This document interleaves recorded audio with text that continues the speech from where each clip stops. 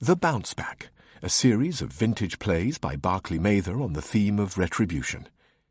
The first play in this series is called Returned Without Thanks.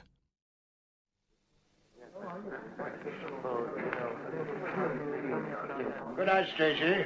Good night, Sir George. Good night, Paul. Good night, sir. Meet here again for your revenge next week, eh? Next Wednesday. By all means. Thank you, sir. I've enjoyed the evening immensely. Splendid. Get in. Whiskey and soda. Oh, thanks. Matthews, 2 whiskeys, please. Very good, Sir George. Yes, I must say I enjoy my Wednesday bridge. Young Paul Fenton plays a good cerebral game, doesn't he? Fenton's a very cerebral young man altogether. Yes. That's why I employ him. What does he do for you exactly? The technical side came down with a magnificent degree. He always struck me as a little smooth for one of your tough bridge-building types. We don't build bridges. Dams are our speciality. Ah, yes, I see. And even at this early stage, Fenton's the best explosive man we've ever had. Ah, thank you, Matthews. Say when, get in? When? Just right, thanks. Well, your very good health. And yours?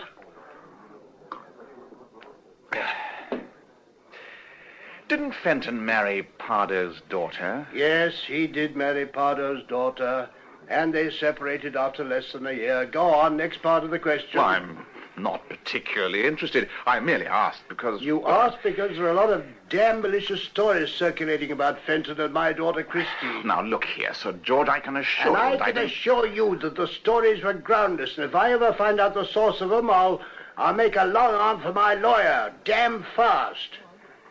Anyhow, Fenton and his wife are back together now, and they're generally trying to make a go of it. Given the chance, they will, too. Well, I'm glad of that.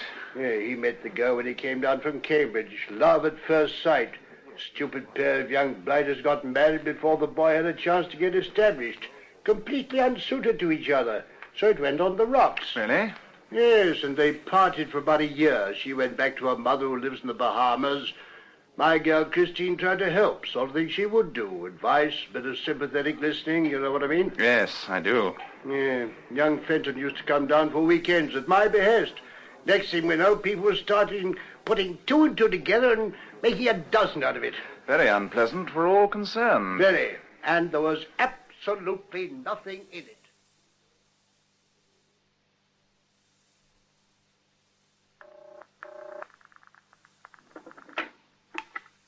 George Hartnell's residence? This is Paul Fenton speaking. Could I speak to Miss Christine Hartnell, please? Just a moment, please. Mr. Fenton for you, Miss Christine. Paul, where are you speaking from? London. Anything wrong? Good heavens, no. I just wanted to hear your voice, that's all. Is this line safe? Quite. It's Father's extension, and I've got the cutout switch on. Paul, there is something wrong, isn't there? You bet there is. I'm married to the wrong woman, that's all. Oh, it's no good, my dear. We're just torturing each other. Don't ring again, Paul. Please don't ring. Listen, Christine, I've done everything I can. I've given it a fair trial. It just won't work. I can't stay with her. You've asked her again? For a divorce? Yes, only this morning. What did she say? She'll see me in hell before she'll give me my freedom. There's nothing more we can do. When am I going to see you? I don't think we'd better meet again. Honestly, I don't. Now, wait a minute. Listen to me, Paul, for your own sake. Father likes you. He has every sympathy. But he did make us both promise when you joined the company that we wouldn't lay ourselves open to any more gossip. Oh, for heaven's sake. All I'm suggesting is dinner, lunch even, just to see you. Paul, I'm going away. Huh? Where to? South Africa. What? To my uncle and aunt. For how long? Indefinitely. Well, certainly long enough to give us both a chance to get over this. Give all 3 of us a chance. Because I still think that you and Krilla could make a go of it if I went on the scene. You must be joking. All right, so you're going away. But you really don't think that's going to solve anything, do you?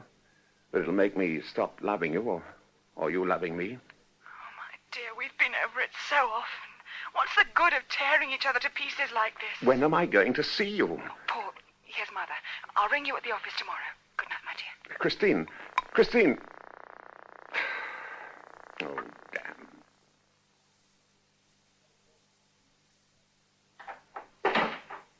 Is that you, Paul? Unless somebody else has a key to this damn flat. You're late. Why not come straight out with it and ask me where I've been? But you told me this morning you were going to play bridge with Sir George. And I bet you checked. No, I didn't, actually. And I certainly don't intend quarrelling with you again. Listen, I've had a letter from Mother. That makes my day. How is she enjoying the Bahamas? Or should I ask how the Bahamas are enjoying her? No, something wonderful's happened. The solicitors have just found another life insurance policy that Father took out years ago in America. $20,000. Really? Well, that's nearly £7,000. It'll make all the difference to Mother. Anything that'll make a difference to your mother would make me a very, very happy man. That's not very funny. I don't feel funny, my dear Crilla. I just feel very, very tired. Good night. Oh, but Paul, look, she's offering us a holiday out there. All expenses, airfares, everything. Splendid. You go on your own. That'll be a holiday for us both. Yes. You'd like that, wouldn't you? It would clear the field for you and that woman. If by that woman you mean Christine, you needn't let it worry you. She's going to South Africa. So you have been seeing her? Well, actually, I haven't. Even if I had, I can't quite see what concern it would be of yours. Because I happen to know the conditions Sir George laid down when you joined the company. Oh, shut up, woman. You weary me.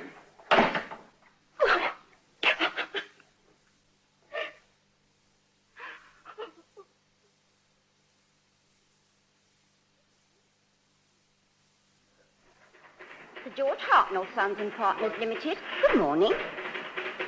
Mr. Struthers? Yes, I'll put you through. Morning, Dorothy. Mr. Fenton in yet? Just gone into his office, Mr. Brown. Thanks. Come in. Mr. Fenton, Mr. Cateby of the Ministry of Works to see you, sir. Oh, come in. Do sit down. Oh, thanks. All right, thank you, Brown. Now, good of you to come so promptly, Mr. Cateby. Explosives usually get a prompt reaction, Mr. Fenton, even from civil servants. What can I do for you exactly? It's a new and very powerful explosive we want to test. How powerful? Well, the lab people say about 1,000 up on dynamite. Oh, really? Well, I doubt that myself, but still, pretty potent stuff. It's an improvement on the French explosive plastique. How much would you want to test? Quite a lot, about 100 weight. That'd be too much for the gunnery range at Shoeburyness, even if the War Office agreed. More like Sundering Sands, I should say. That'd suit us fine, if it's all right by you. You'd have pretty rough roads down there and several villages to go through. What's it travel like? No problem at all. It's about the most stable of all explosives in the absence of an initiator. Just like putty. You can drop it, hammer it, burn it if you like. Not a squeak out of it. It must have a critical electric detonator. Famous last words. I remember a bloke saying that in the war once. Still, a concern like yours ought to know what he's talking about. What's the object of the test? Blasting and demolition work. Well, damn it, just think. A block the size of a quarter of a pound of butter would blow a fair-sized suburban house sky high. It's more expensive than dynamite, of course, but that much safer to carry and use. I see. Well, I shouldn't think there'll be any difficulty about it. Who'll be in charge of the test? No, I will. I have a first-class certificate. All right, then. Let's have your dates, and I'll get everything laid on. Permit, warning to surrounding villages and all that. Thank you very much indeed. I should say we'd be ready in about 10 days' time. Like to come down for a look-see? I'd love to, but big bangs give me a headache. Darling Mummy, I can't tell you how delighted I was to get both the news and your wonderful invitation. I spoke to Paul the same night and got the reaction I would have expected. Much too proud to accept, of course. And he suggested that I come alone. But I'm not going to, Mummy. I think to leave him on his own now would be tantamount to giving in. Although I believe you know who is about to leave for South Africa. It can't be too soon for me. I hope she stays there. But to return to us. Actually, I think Master Paul's been giving it some thought since. He's been quite civil. And quite by accident, of course, happened to leave his passport lying around. Of course, he'll want me to make the bookings without his knowledge. Then he'll protest and stand on his dig. But he'll come. You take my word for it. Oh, Mummy, I can't tell you how I'm looking forward to it. All my love, Krilla.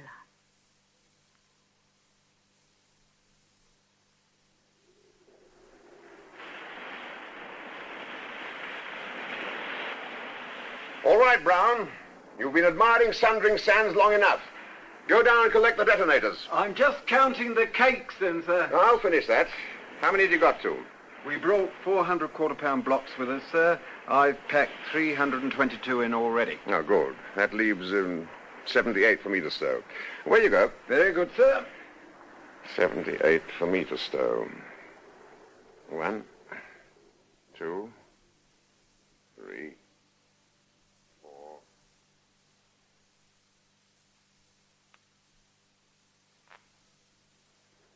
74, 75, 76, 77.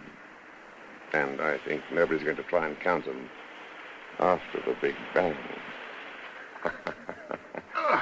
Detonator, sir. Oh, right. Down here. Easy, darling. Got 'em all packed in, sir? Oh, yes. Well, all that you left me, that is. I put in 78. That's all right, sir. I'd packed 322. Right, now, pass me the wires. Yeah. Crimper and 2 debts. Here we are. Good. Adhesive? Yeah. Good. Now, this is the tricky part. Better hold your ears, Brown. If this lot went up prematurely, it would wipe the eyes of both the Americans and the Ruskies. We'd be the first men in the moon. Oh, come off it, sir. It don't matter how often I do this job. It always gives me the flickering creep. Steady nerve is what you want. You telling me? All right, now, string the wire out behind you, back to the Land Rover. Okay. Now, we've got 3 miles of wire aboard, enough to reach from here to the firing point easily.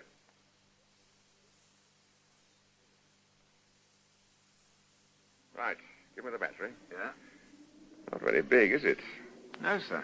Just think of the blow box would need for the equivalent amount of dynamite. Yeah. Ready? Ready, sir. Okay. Eyes down. Contact.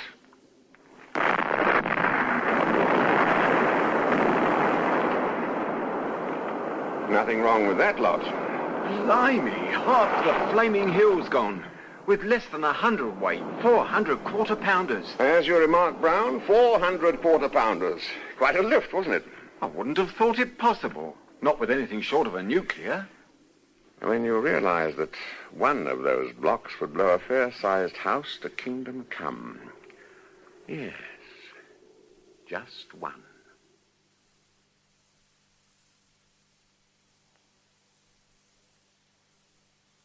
Good morning, sir. Can I show you anything? Yes, I want a clock, as a matter of fact. What sort of clock, sir? Oh, rather a special sort. A high-precision traveling clock. Quite small and absolutely silent. No, then it would have to be an electric one. We have a very nice little thing. Just a moment. Yes, here we are. You see? A tiny pencil torch battery in the back of the case. Neat, don't you think? Very. But how exact is it? Well, the polite little Tokyo gentleman who represents the makers over here guarantees them to a minute a month. Really? Yes, providing you use their own make of battery. And how long does a battery last? 3 months, sir. They're quite cheap. 1 and 5pence each, or 4 for 5 shillings if you take a pack. Yes, I agree. Very neat. But, Lord, it can't weigh more than 2 or 3 ounces. Actually, 3.5, sir, with the battery in position and including its Morocco leather case. But how reliable are they? Free replacement without question if they stop or vary more than 3 minutes a month. Yes. We've sold over 50 in the 6 months we've been carrying the line without a single claim. Right, well, I'll take your word for it. How much? £7.15, sir. It's a wonder how they can do them for the price. Yes. I'll put a fresh battery in. Oh, good. And I'll take a fresh pack of 4, just to be on the safe side. Very good, sir. Well, £8 exactly, sir. And don't hesitate to bring it back if there's any cause for complaint. Oh, thank you. I can safely assure you there won't be. Dead accurate and dead silent. Now, that ought to meet the lady's requirements. Is that you, Paul? Not unless somebody else has the key to this damn flat. Oh, I'm so glad you're early. I've been shopping. On Mars Bounty? You bet. There. What do you think of these beach slacks and shirts? They look a bit big for you. Well, they're not for me, you idiot. They're yours. You're assuming too much, Quilla. I can't go. I've got too much on at the office. All right, you can't go. I'm not going to fight you over it. These clothes will do for Italy or somewhere when we can go. And I can get a refund on our air ticket. There's no reason at all why you shouldn't go. I'm not going without you. Quilla, let's sit down and talk it over, just once again, without flying at each other's throats. Right. Now, listen, my dear, forget my sore-headedness. I know I've been difficult, and I'm sorry, but, well, put it down to work, if you like. Actually, I am working like hell. Yes, I know, Paul. That's why I thought this holiday would be... Yes, I realize that, and I appreciate your mother's generosity. At the same time, I also know what's on in the office. I couldn't be spared. Not really. And, well, you know what I'm aiming for, don't you? A partnership. Yes, George thinks the world of me at the moment, and, well, I want to keep it that way. I see. All right. Well, just let it go for the present. Wouldn't that seem a bit like casting it back in your mother's face? Oh, she'll understand. You won't go on your own? No. Can't you believe that I really would enjoy the holiday more if you were there with me? And that if you can't be there, I'd rather be here with you. Is that such a strange thing? Yes, it is strange, considering what a louse I've been for the last few months. Oh, no, You're a very obstinate young woman, my Crillo, and I love you for it. All right, Bahamas, here we come. You mean... Oh, Paul. What the hell are you crying for? Oh, I'm so happy. Oh, Paul, it'll be a lovely holiday. And a second honeymoon. All right. Now, come on, break it up. Now, listen. Don't expect me to be sociable for the next few nights. I'll have a hell of a lot of homework to do before I can leave things with a clear conscience. All right. Once I get into that workroom of mine, I'll have to be left alone. Anything you say, Paul. Anything at all.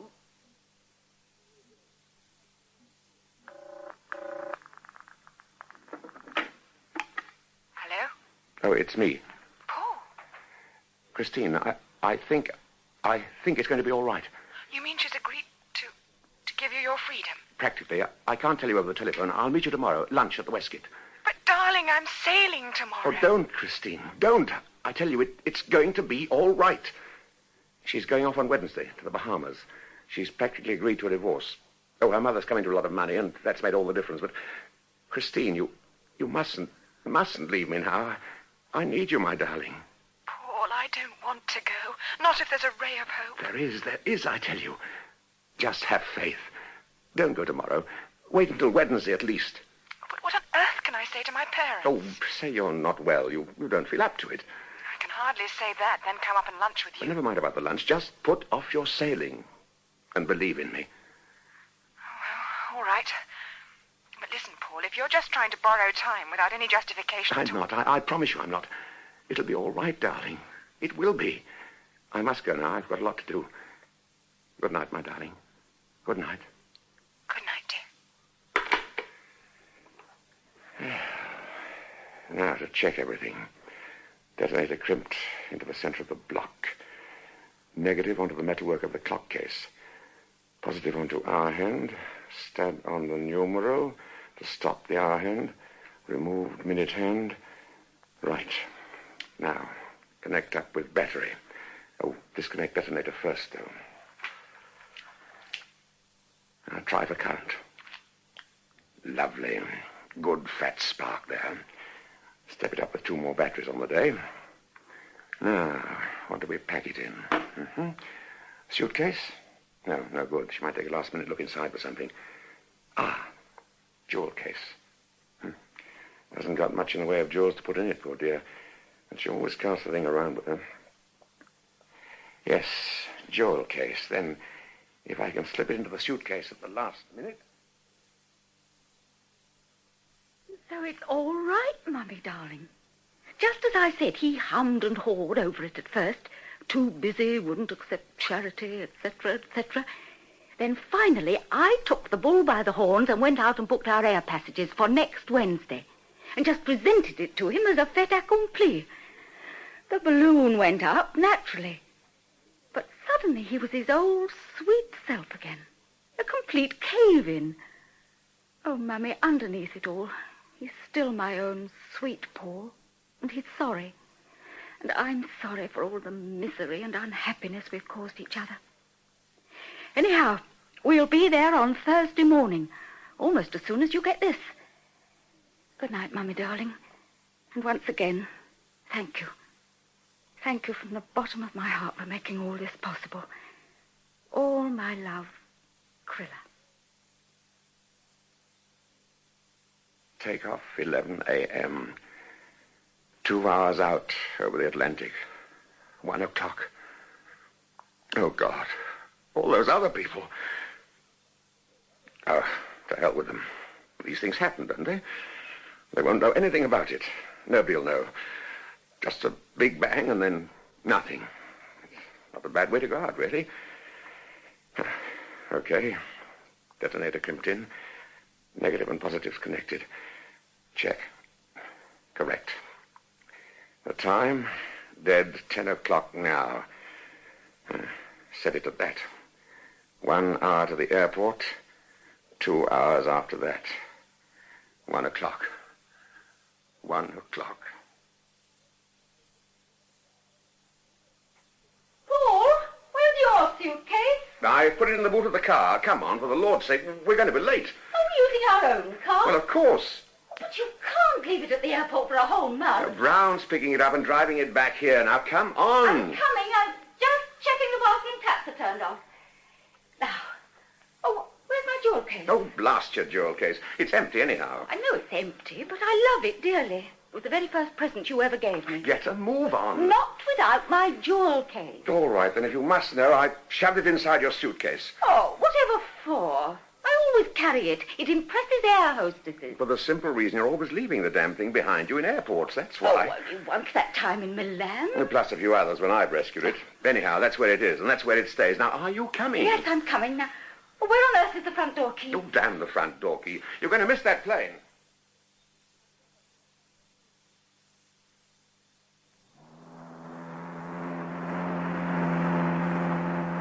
Right, you know. We have got it a bit fine. We? What the devil have I been doing all the morning? We're trying to shift you. Oh, poor Paul. I am a trial, aren't I? Never mind.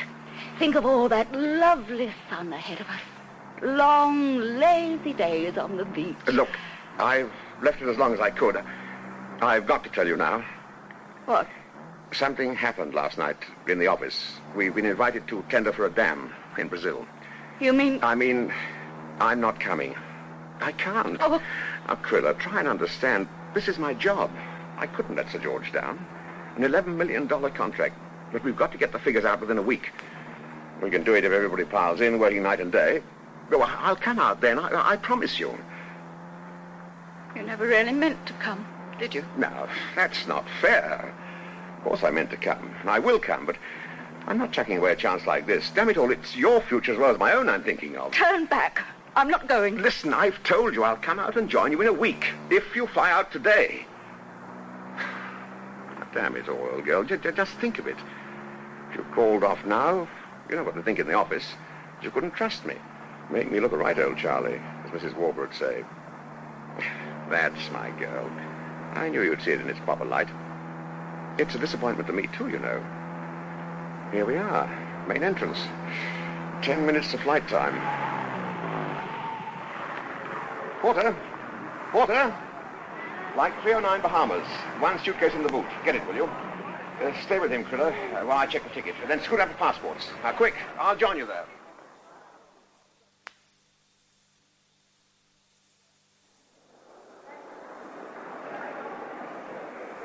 Transoceanic announced the departure of Jet Flight 309 for Bahamas and Jamaica.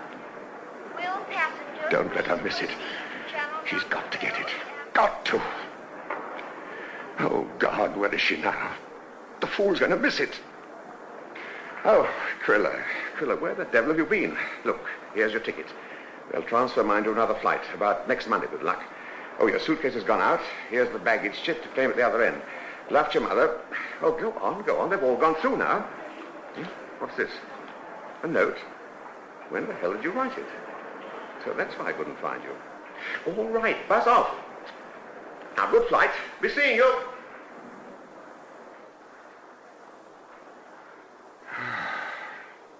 Well, I feel sick. Need a whiskey. 2 whiskeys. Big ones. 11 o'clock. Dead on time. Dead on time.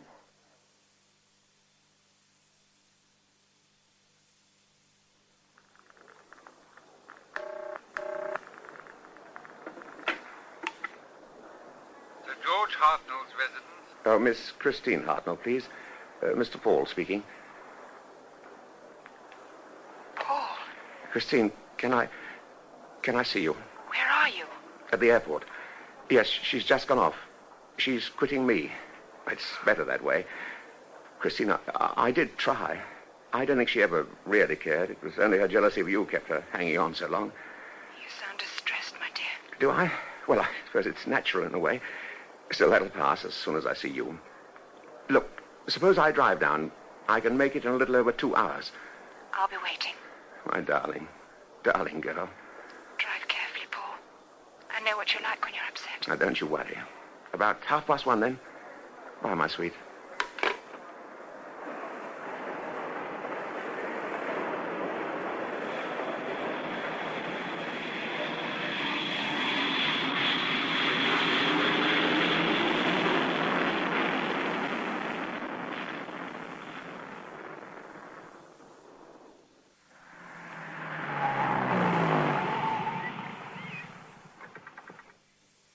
Five to 1.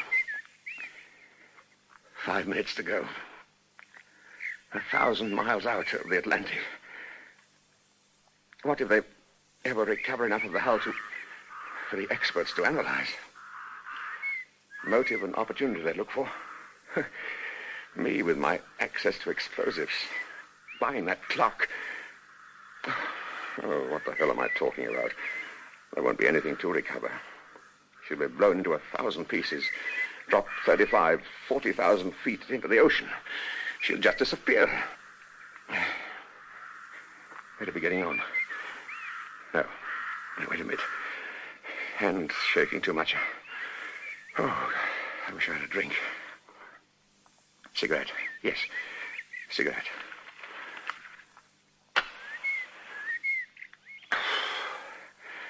Oh, that's better. What's this? Oh, Lord, a note. I'd forgotten. Oh, to hell with it. Burn before reading. No, let's have a look, then. Paul, I've tried, you know, I've tried right up to this minute. But this is the end. I'm leaving you. I'm not coming back. You can say that again, my love. I know that you never intended coming with me. When the time comes, you can divorce me for desertion. I won't defend the suit. And I wish Christine the joy of her bargain. Kriller. P.S. I'm taking nothing of yours with me. You'll find the jewel case in the boot of the car. So that's that.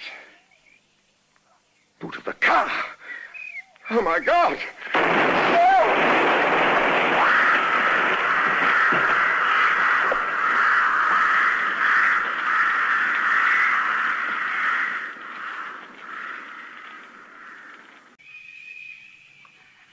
In Returned Without Thanks by Barclay Mather, the part of Paul Fenton was played by Hector Ross, Kriller by Hilda Schroeder, Sir George Hartnell, Walter Fitzgerald, Christine, Patricia Galmore, Gethin, Michael McLean, Brown, Louis Stringer, and Cateby, Wilfred Babbage.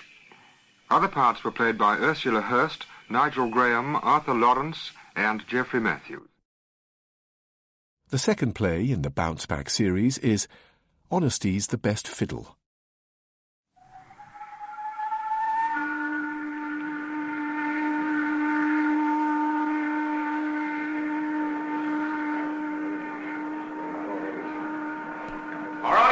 that talking. Right, let's serve your embroidery over here. Finished ones in the bin, ones you're working on the pile. Now get a move on. Oh, drop dead, you lousy screw. All right, 354 Smith, let's all hear it. What was that you said? What, me, sir? I never said a word. Ask him. I'm not asking anyone, but I'm telling you. You keep that trap of yours buttoned up, my lad, or it's another fizzer, the governor's office, and 5 more days' remission up your waistcoat. Yes, sir. Right and left. Down! Bye, lads. 23 off from mailbags. 23 off. 42 off from Taylor's shop. 42 off. Men for guards, come on, get a move on. Pick it up now. Hip, high, hip, high, hip, high, hip, high, hip, high, hip, high, hip high. Hip high. Some bleeder thinks he's still in the army. God, wouldn't I like to meet him on the first night outside? I'd duffy him up so his old slag of a mar wouldn't know him from a... Listen, shut up, smudger. Some of you would-be tearaways make me tired. If you met Tyson or any other prison officer outside, you'd knuckle your forelock and try and bite him for the price of a cup of chop. That'll be the day. Listen, are you still pally with the gent who cleans the reception office out? Smiler or Robin? Not exactly. I owe him half an ounce of snout and he's getting nasty about it. Half an ounce? Oh, thank heaven I'm not a slave to the tobacco habit. Right. I'll give you half an ounce tonight at the table tennis tourney. You'll give it to him. Blimey, are you setting up in opposition to the Prisoners' Aid Society? You restore the rapport that existed before. Restore the what? Get friendly with Smiler again. I shall be wanting some advanced info from him about a client I hear is being transferred to this nick from the Scrubs. Now, this is what I want you to do. The client who is coming here, his name is Harding. James Harding.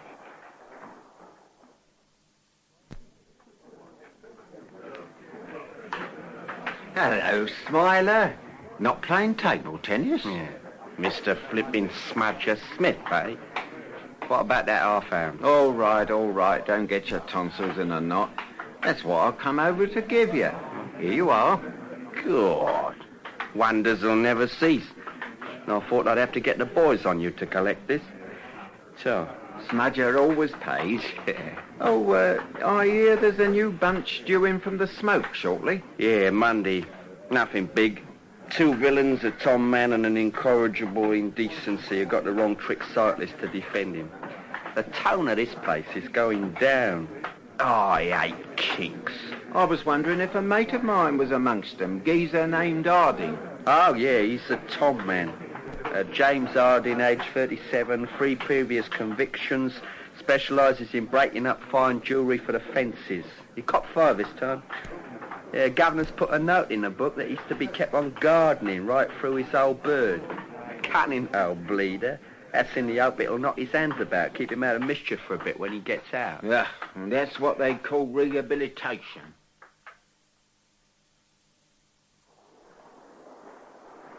Lead out for exercise. Come on. Move. Cut out that talking. You find out, Smudger? He gets here on Monday. You're sure it's the same man? Well, I'm telling you, and I. Tom expert. Specialises in breakups for fences. He's booked for the gardening squad, poor bleeder. Gardening squad? Oh, if anything I hate, it's the great outdoors. Oh, well, nothing for it. I shall have to wangle a transfer there myself. You'd never make it. Anybody volunteers for Swede bashing, they shove him straight in the nut bin.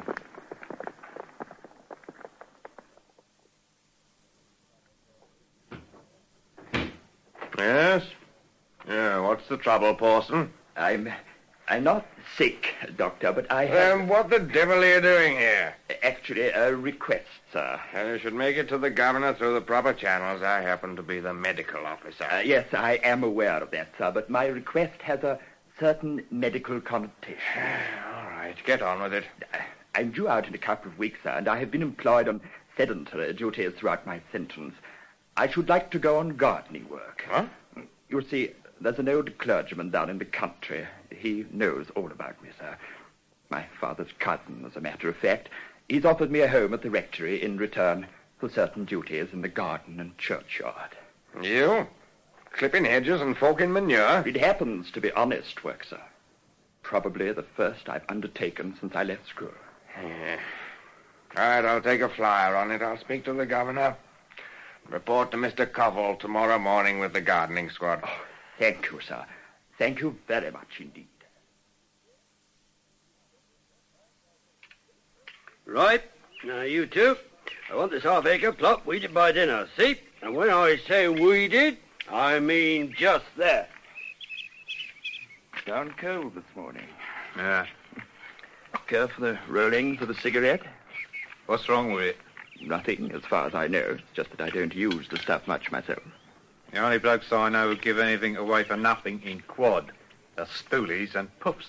Perish the thought that I am either. If you don't want it, you don't want it. There's no need to be offensive about it. Oh, sorry. Yeah, sure, I'm gasping for a smoke. Don't take any notice of me. I'm always the same for the first few days in a new nick. Yeah, tar. It's all right. Yes, I know the feeling only too well. Yeah. Oh, by the way, my name's Pawson. Oh, pleased to meet you. I'm Harding. What's your lot? Company flirtation, share pushing, generally telling the tale. Ah, knob on geezer, eh? I work with me hands myself. A craftsman. I have always admired people clever with their hands. What's yours, safe? Nah, tomfoolery, jewellery. Yeah, I'm a breaker. Oh, you mean you'll smash the stuff up after it's been lifted? Well, put it that way if you like.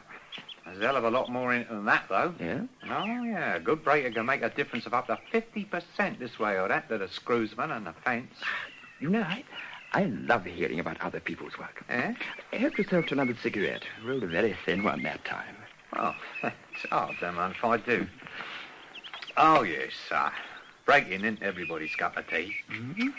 Yeah, you see, settings, particularly platinum settings, leave marks on the stones. As easy for Hatton Garden or Antwerp man to read as if the Criminal Record Office thinks that the office could read our dabs. Mm. If we're stupid enough to leave them plastered around a job. I'll be darned. Yeah, well, that's where your good breaker comes in. He knows where to look for setting marks, and what's more, how to polish them out. Is it so important to remove the marks? Oh, my oath it is. It's everything. You see, when a hat full of first-class Tom is knocked off, it goes underground for a time, but eventually it's got to surface somewhere, and all respectable jewellers watch out for it on behalf of the insurance boys.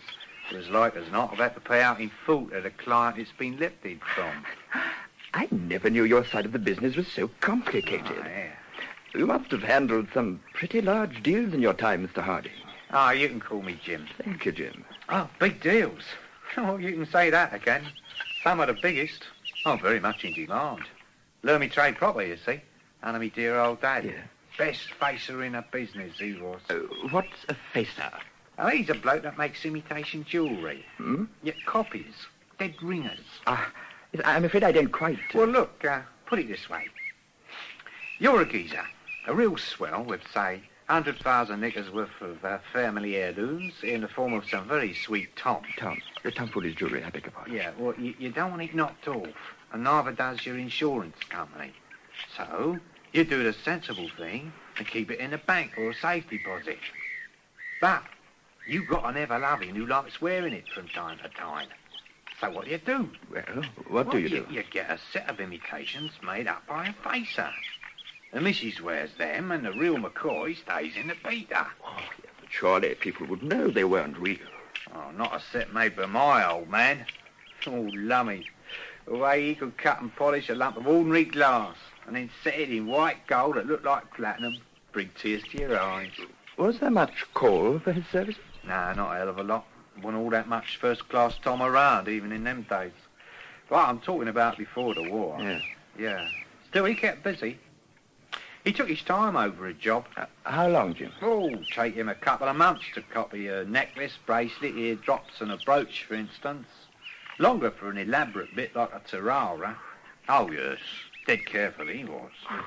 Jim, do you know I find this fascinatingly interesting? God, I could tell you some stories about some of the high-ups the old man did jobs for, make your decos stick out like organ stops. Yes, but later, here's Mr. Coble speaking up on us. Oh. Come on now, what do you think this is?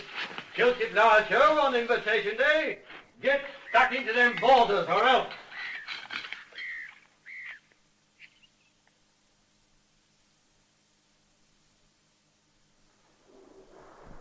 Hi, Gov. How's the Brussels sprouts? Funny fellow. Listen, I want some more tobacco. When Harding smokes, he talks. I'm getting the whole story by degrees.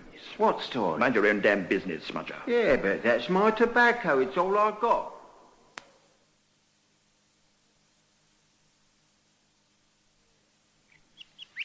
Oh, my back. Well, look at these hands of mine. Take me weeks to get them back into shape when I get out. That's all they do it for. Sadists, that's what. Get yourself a cigarette, Jim. Oh, tar.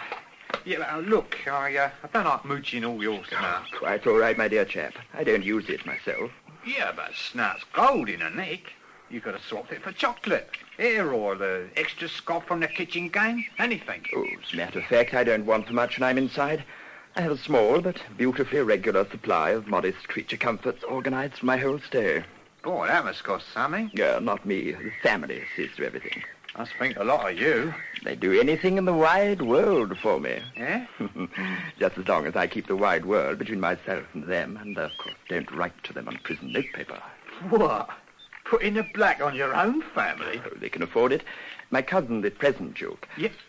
Why should I bore you with my affairs? I'd much rather hear more. You've got a cousin, a Duke? For my sins, I assure you, I take no pride in the fact. A Duke? Well, that must make you a lord or something. No, only an honourable. Mine is the cadet branch of the family. I see the Duke. Oh. Ilmingshire. But please go on with what you were telling me yesterday about your old gun. What, Ilmingshire? Blimey. The old man done a job for him once. Did he now? It didn't do much good, apparently. The clod had all the family jewels pinched from his London house a couple of years ago. The lot. He didn't, you know. It was the old man's faces that got lifted. No nonsense. Don't you remember the press stories? It happened when I was in the Ville just before being shifted down here. 85,000 quids worth. Oh, no, it was the real stuff, all right. I ought to know. I was serving me time under the old man when they was done. Yeah. Emeralds and ruby city diamonds, right? Yes, I believe so. I only saw them once when I was a kid at Eton. The old Duchess, my aunt, lent them to my mater for the wedding of one of the minor royalties, I think. Still, I'm not the slightest interested in that idiot Ilmingshire's affairs, so long as he sees that my allowance is paid regularly. I know. But you know, you are wrong, Jim. It was the real stuff that was pinched. It wasn't. I remember the job well. It was a face and break. What on earth is that? Well, the real stuff was broken up by the old man and flogged in Antwerp as soon as the faces was made. God, that's one in the eye for Cousin Ilmingshire. So the family have been treasuring a load of snide all these years. I should love to tell him and watch his face. Tell him? It was him as arranged it, for God's sake. What? Sort of dough at the time he was. Don't you go telling nobody, see? But nobody. What the hell made me come out with that, I don't know. My dear chap, I forgot it already, so there's no need to get hot under the collar. My lips are sealed.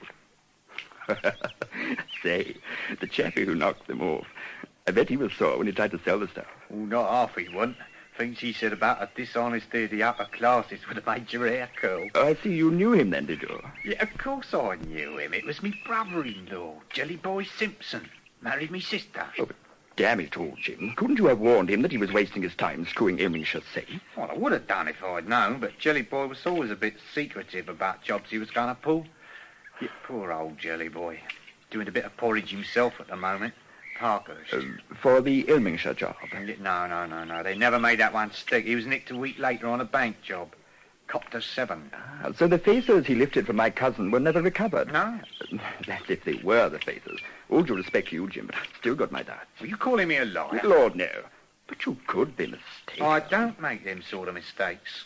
Not in trade matters. No, I suppose not. Oh, lovely job the old man made of that stuff. One of his best. Me sister showed it to me one night just before I got nicked for me present engagement. I could have swore it was the real stuff. Oh, your sister is looking after it, is she? What's that? Down here's Harry Coble. Now, look, I've been talking too damn much. Always doing a neck. You forget it, see? Forget all I said. My dear Jim, anyone would think I couldn't be trusted. All right, come on, you two. Miking again. It may be your last day, Portman, but I got me eye on you.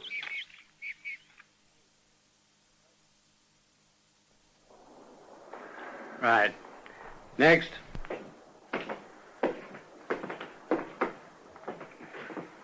Ah, you, Pawson. Useless to say don't let me see you here again in your case, I suppose, but do your best. Yes, sir. And you, Smith. I'm going straight, sir. I seem to have heard that somewhere before.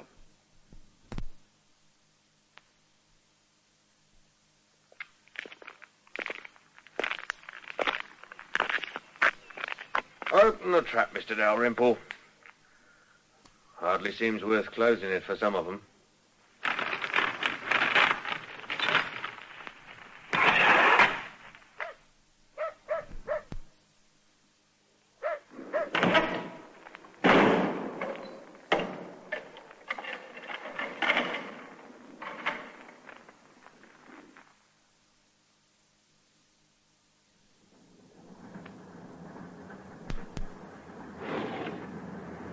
So here you are. I've been looking for you everywhere. Blimey, you got a neck first class. I always travel first class. Bit dodgy on a Nick Railway warrant, isn't it? Ah, cool, like blooming swans down, isn't it? No ticket collectors before Exeter, and we are getting off there.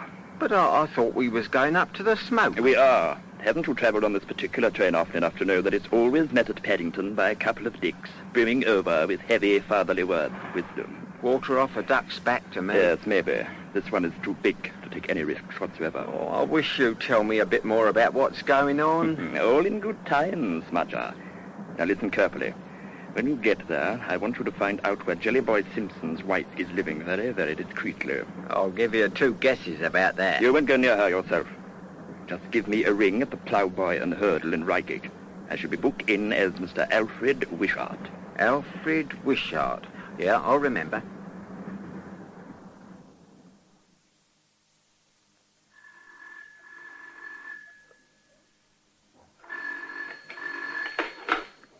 Hello?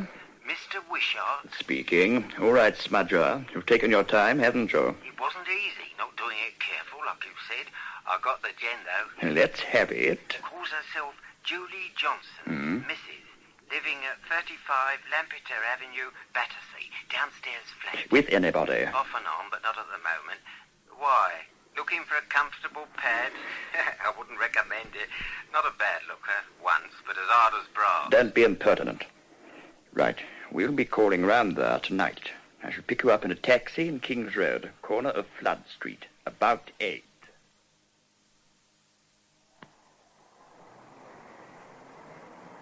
Ah, we are lucky. There's a light on behind the blind. All right. Wait for me in the saloon bar at the Dolphin. How long will you be? How the hell do I know? If I don't arrive before closing time, give me another ring tomorrow morning. Bloke never gets told nothing, I don't.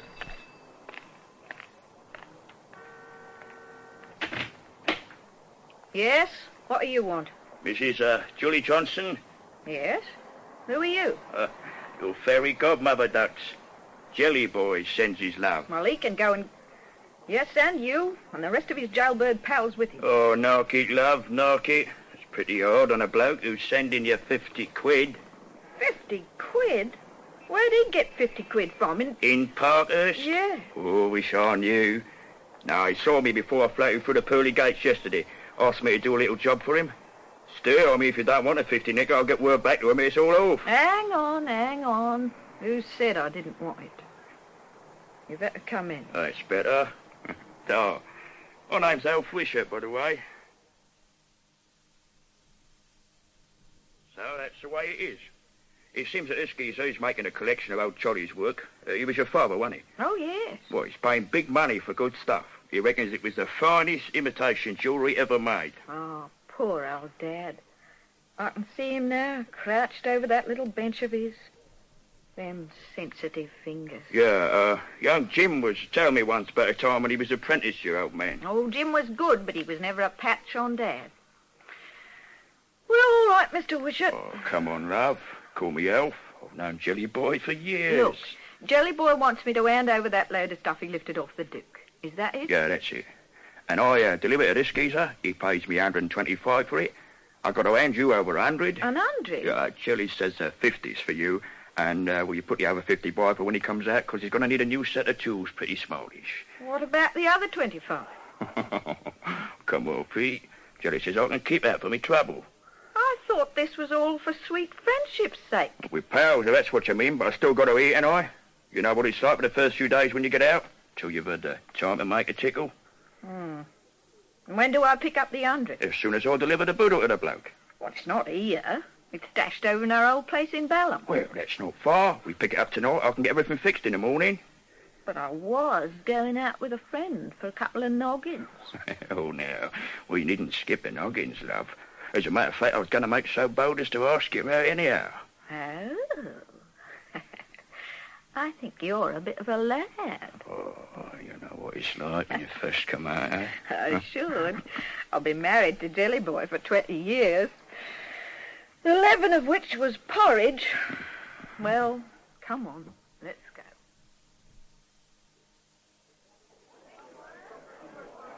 Hello, Gov. I thought you was never coming. Oh, I've sunk 11.5 pints of mild and I'm not back on form yet. How'd it go? Like a charm, my dear smudger. Although the task would have daunted a lesser man. I did it. Tomorrow we call on the Duke.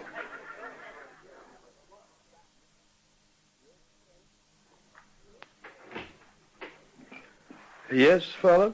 2 persons to see your Grace. Huh? What do they want? They wouldn't say with any exactitude, your Grace, but I gather it is both urgent and confidential, and that it's something to do with insurance. I hope they're not trying to sell me any. All right, show them in. His Grace will see you.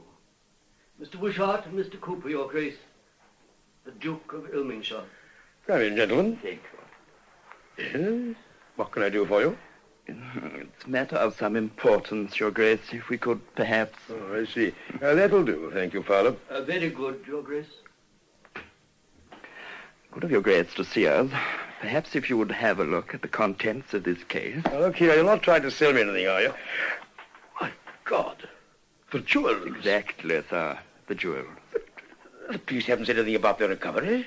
The police are as yet unaware of their recovery, sir. Oh? And providing we can come to some satisfactory arrangement, there's no need for them ever to be. I'm afraid I don't understand. Quite simple. You merely hand me £50,000, and I hand you the jewels, and there the matter ends. You mean the reward? Well, I don't think it's anything like 50,000. Anyhow, I would have to deal with the insurance people about that. Exactly. Would you rather we did? I think you should. They'll be delighted. Yes, I bet they will. All right, let's drop the airy persiflage, shall we? This is a load of dunnage you had lifted from your safe by a gent, name of Jelly Boy Simpson. I am quite aware of that. Hold your horses. You drew £85,000 from the insurance people. Naturally, they're insured for that amount. Nice work. I wish a couple of insurance companies would take my word for a few things without checking. But then I'm not a duke. Look, I wish you'd tell me what you're getting at. I'm getting at this. This stuff is fake, and you know it, because you had it made years ago by one Charlie Harding. Oh, no. Oh, yes. Then you had the real stuff broken up and flogged.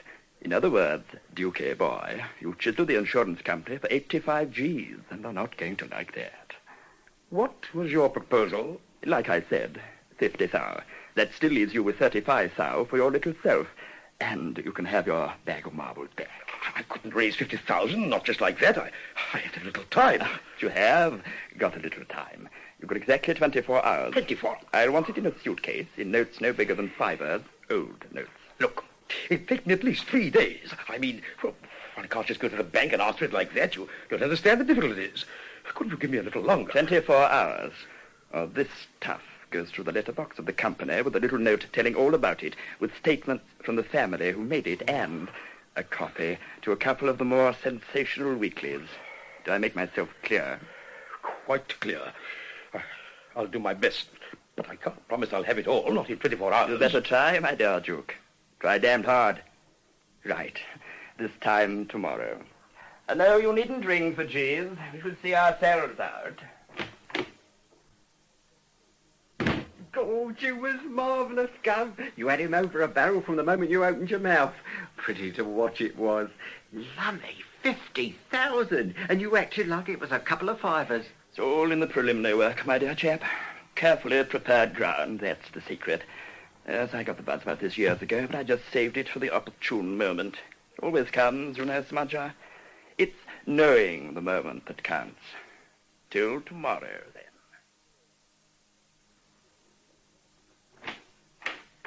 Mr. Wishart and Mr. Cooper, Your Grace. Come in, gentlemen. Father, I don't want to be disturbed. Very good, Your Grace.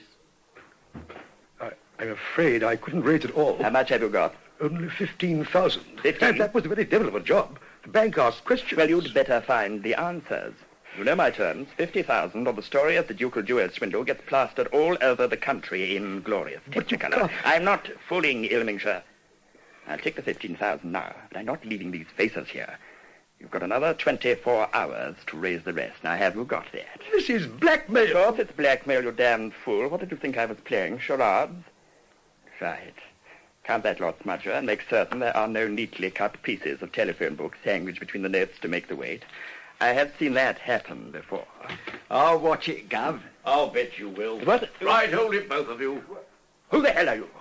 Mr. Pawson, you wound me. Seeing that it was me who put the arm on you last time. Webster's the name.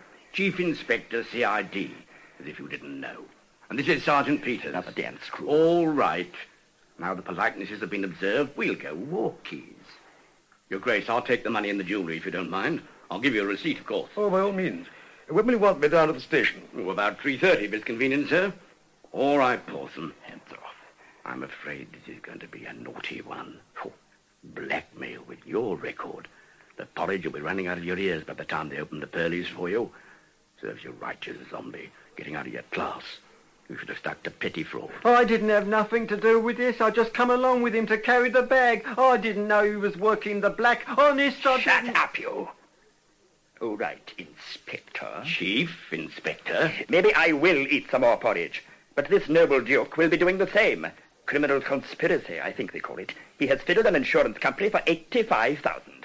Really? Yes, really. Shall I tell him, Your Grace? Yes. If he knows the whole story, he probably won't waste quite so much of my time. Those sparklers, my lad, are the genuine article. What? His Grace still has the faces. I tell you, the real stuff was broken up on this man's instructions and sold by one Charlie Harding. In a pig's eye it was. That's a shrewd little story put around by Jelly Boy and Jim Harding, just to keep the boys from putting the old malarkey across Julie. They wanted that stuff still there when they came out, but they never had the time to stash it properly, and Julie's frailty was worrying them stiff. Good afternoon, Your Grace. Afternoon. Oh, don't cry, Pawson. It'll make your eyes red. Then the superintendent will think I've been nasty to. In Honesty is the Best Fiddle by Barclay Mather, the part of Pawson was played by Henry Stamper, Smudger by Lewis Stringer, Harding by Geoffrey Matthews, Smiler by Anthony Hall, The Duke of Ilmingshire by Geoffrey Wincott, Julie by Mardy Head, Detective Chief Inspector Webster by Wilfred Babbage, and The Prison Doctor by Nigel Graham. Next is The Stakeout, the third play in the Bounce Back series. Dean Street, Hippodrome, best girly show in Soho. This way, Governor. Something to tell the boys about back in old Bradford. This way. Roll up there, sir. Charring a what, Bondi? 2 beans on toast, 2 teas. Come on, get a move on, Bondi. I'm going out to the door. All right. I only got 1 pair of hands. Now, Mr. Simpson, beans and toast, you say? I didn't. I said egg and chips. Oh, egg and chips. Blimey. Look who's come amongst us, said the captain of the push. Binacre. Barrel-bellied Binacre. When did you get out, Binacre? The polite term is, when did I make me flipping debut? This morning, if it's of any real interest to you. I like to hear about the doings down there. Makes me more content with me little lot up here, so to speak. Who's in there now? Who's interesting, I mean? The usual bunch of slags. Philby's the only one getting star billing down there at the moment. Philby? What are you giving us? They shifted him to that new top security nick on the island. Philby's still there. In the end, Peter on the top land in the C block. I see him only yesterday, when I was taking him out to exercise. I nearly lost my marks over it. But the papers said... I don't give a monkey what the papers said. They shifted all the others. But then Philby got this facial. What do you mean, facial? Can full of acid right in his ugly mug. They reckon Gremlin swiped it out of the metal workshop. Gremlin? But him and Philby is mates. Was. Philby's got no mates now. They reckon he's going to make a deal. Philby? Make a deal? Go away. Listen. There's some funny things going on down there. Huh? They separated Philby from the others a few days before they were all due to go to this top security place. Yeah. He never saw nobody. None of the boys, I mean. He done his exercise on his own. 2 screws with him the whole time. Just like a client did for Topping in the old days. And, what's more, there was 2 dicks from the yard up and down like fiddler's elbows. I can't believe it. Not Philby. I'm telling you. It's common talk down there. They say he's the only one knows where the boodle is. And he'll spill it if they let him out. He wouldn't last a week. Nobody's missus. Yeah. There's something more, I can tell you.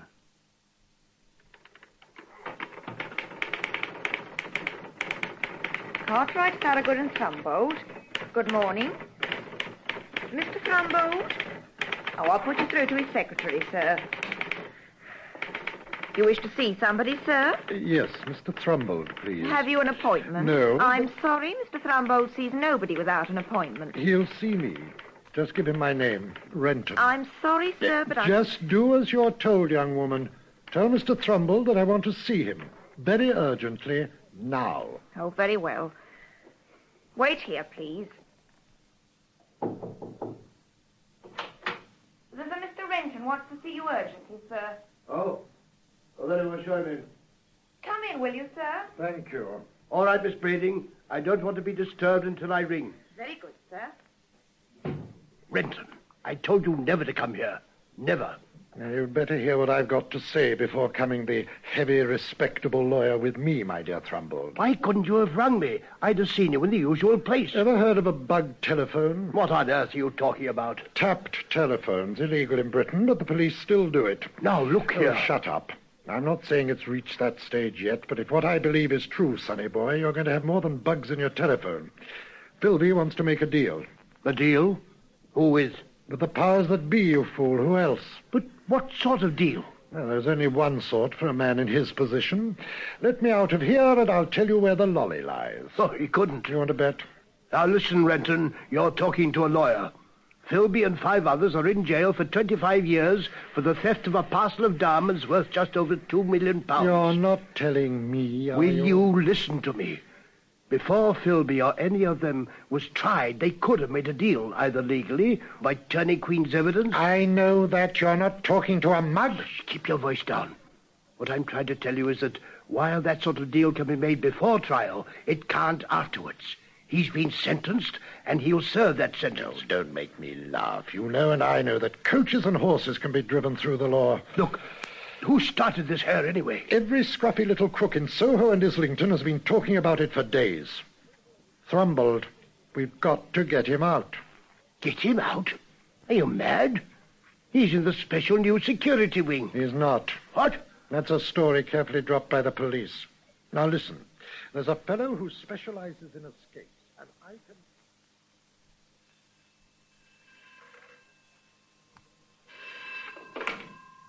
Nigel and Company, interior decorators, good afternoon. That you, Nigel? Yes?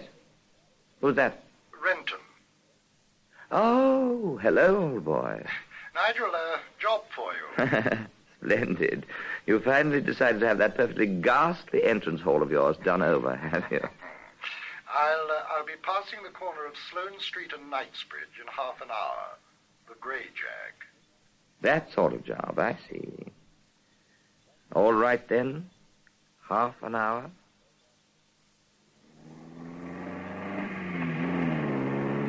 You know, there's no need to be quite so cloak and daggerish, old boy. Not in the early stages, anyhow. I prefer to keep it this way. Well, I haven't got much time. At 4 o'clock, I'll be resuming a long, drawn-out deal with an old cow of a dowager duchess, trying to flog her a too divine Marie Antoinette commode. What's your business? A spring. A spring? No less, quoth he. Bit awkward, old boy. Why? The team split up after the last job. Nearly got lumbered that time. An idiot fell off the ladder. Well, you'd better get the team back, and quick. This is urgent. Who? Fellow called Philby. Philby? Well, it'll be expensive. It'll be 10,000, or where do you want to be dropped? It'll be 15,000, or you can drop me outside that divine pastry shop in Kensington High. 12,500 tops. 15? Oh, you needn't bother about the pastry shop. Harrods will do. Thieving little swine. Now, that's very, very wounding of you. All right, pull up here. Okay, 15. That's better. I hate haggling. So sordid. Philby, well, if my little dicky birds are on net, he's still in Willingdon Central. Horrible old Victorian nick with 22-foot walls. Eager beaver? What the hell do you mean by that? Does he want to come out, dear boy, or is he going to be coy about it? Affects the arrangements, you know. We're jolly nearly to carry the last duck. He was convinced the boys were going to do him when they got him outside. He was right, too. They did. You'll have no trouble with Philby.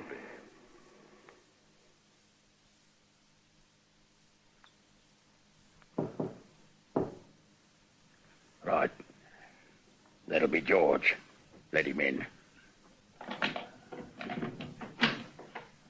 Hi, George. Hello. You two herbs, is it? What's the buzz? I don't know. Nigel saw me last night and said he wanted the three of us at 4:30. Nigel? What was the dear boy wearing? Chanel or Love in a Mist? If you're really pining for a bunch of fives, don't you, Keiko? You'll let something like that slip when Nigel's around. I wonder. Cease wondering, intellect. I've seen him in action. Those press-ups here. You remember that big bouncer outside Waldo's who made a snide remark one night? Press-ups? Hey, not half. Lovely to watch it was. Was that remark directed at me, Duck, says Nigel? 112, and the old 18-stone of the poor devil was on his back a-twitching and moaning for his ma. You see what could happen to you? Eyes down. This'll be him. All Get right, off the open up. dot. That's military training, that is. Nothing like it. Gander, George, and press-ups. Our little flock's together again. Greetings, dear boys. Correct. Now, right, pay attention. Object of the exercise, another spring. Place, Willingdon Central. Built 1872. Walls, 21'6" average. A brick on sandstone. Star principle. 5 radiating wings from a central hall. Workshops, mostly army huts in the main yard. Screws live on a council estate half a mile away. Governors, doctors, chaplains, chief officers' houses on western side, flanking the main gate. Splendid. You've been doing your homework, Scandler. You're dead right. It was my home once, for 5 years. Good. Then you'll know C Block.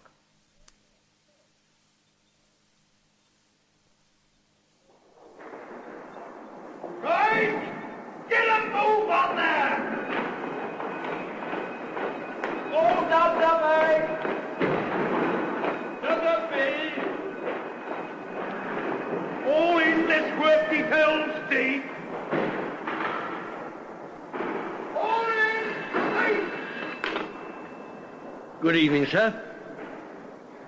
Yes, I was just going off, sir. Oh, that's all right, sir. I'll wait. Oh, thanks. Very good, sir. I'll send him down right away.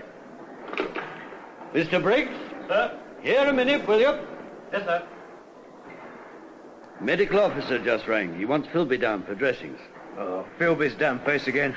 I don't know why that client can't attend sick parade at the proper time like the others. Because the client, as you call him, happens to be on strict segregation. That's why, Mr. Briggs. No, I wasn't grumbling, sir. I'm sure I'm most gratified to hear it, Mr. Briggs.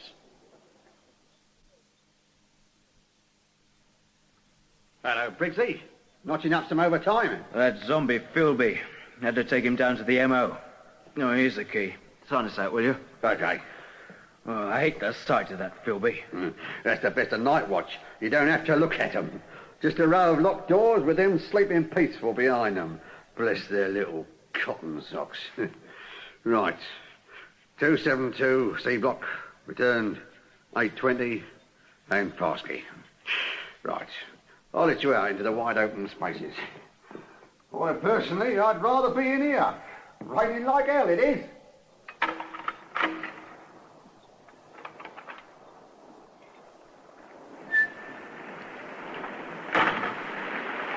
Who's that? Me, Riggs, just going off. Lucky you. Who'd be on a yard patrol on a night like this?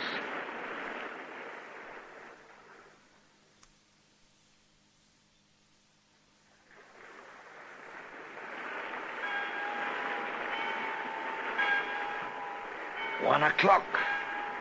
Luck, we should be back here on a half hour. All set? Yeah. Keep off the graves. We don't want footprints. I'll lead, then George, then Skander, with press-ups in rear. En avant, mes enfants. Bear away from the gravel path. Right. The railings are just ahead of us. Perishing rain. Couldn't be better, dear boy. Rain keeps yard patrols under shelter. Right. Give us a shoulder press-ups. Right. Yep. Good. Throw the stuff over. Right. Got it. Now, George, over with you. Now, Skander. On your own press-ups.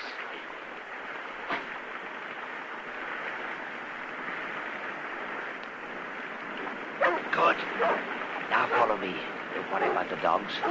They're tailing the other side of the greenhouses. This way. Off to your left, Skander.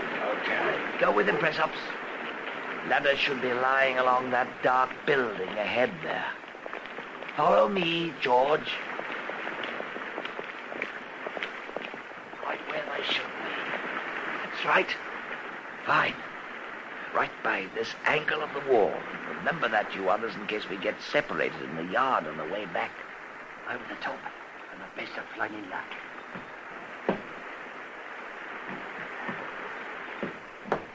Okay, next street. Up you go, George. Windy as hell he was last time. I don't trust him. Good cosh, man. Best in the business. All cosh men are windy. It's an occupational disability. Right, up you go. Right. Ready? Right. Coming.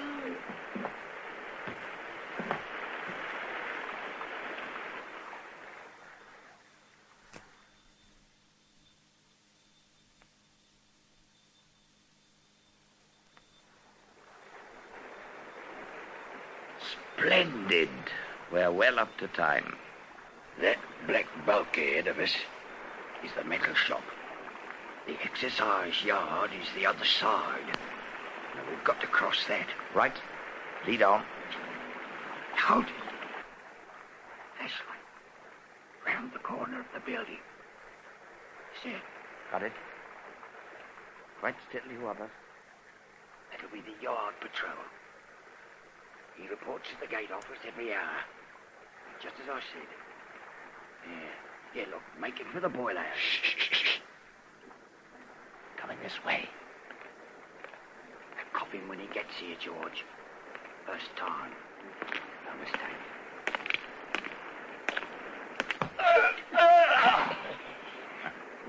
Lovely. Clean as a whistle. Never been known to miss. This way.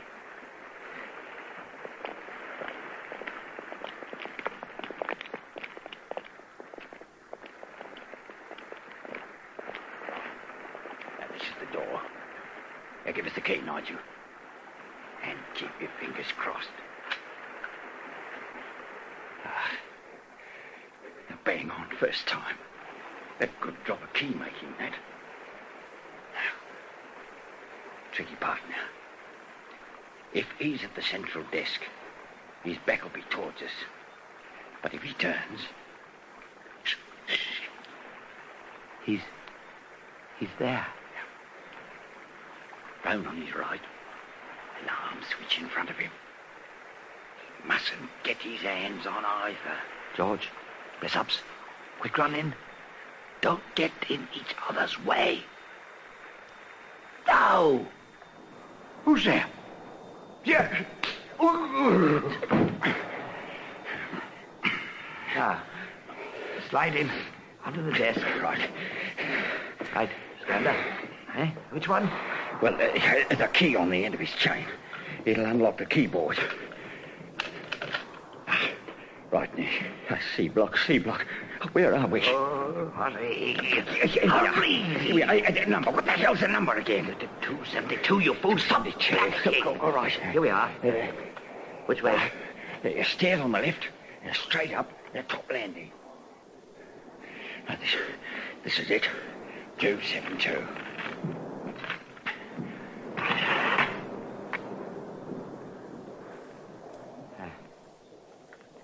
Philby? What the... Hey, what goes on? Take that damn light out of my eyes. Lousy screws. Voice down, it's not the screws. Harold, you're going tatters with us, dear boy. You nuts. Who the hell are you anyway? Come on, get a move on. Put these slacks and sweater on, the rubber shoes. Leave everything else. Move back. Move. Like hell I will. Who are you? Look, gosh him, George. We'll have to carry him. No, there's no need for that. But who are you? Who Let's sent do you? all that later. Get these clothes on, quick. Oh, okay. I'm not arguing, but I'm entitled to know. There's... Smack him at night. It'll be quicker in the long run. No, I'm coming. No more arguing, Philby. I don't know what they did to that face of yours under those bandages, but by the Lord Harry, it'll be nothing to what dear George here would do if I let him at you. So come on, ducks. Well, I'm almost ready. Better. Fancy all this fuss when we are taking you out. Now, the shoes, see? Size 8, your size. I know all about you. That's the service. Now, come on, right. Lead on. Lock the door again. Press ups.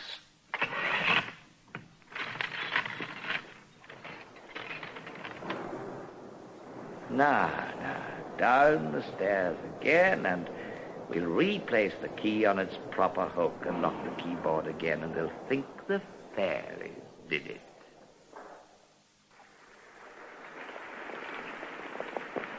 Here we are. Up the ladder, press ups.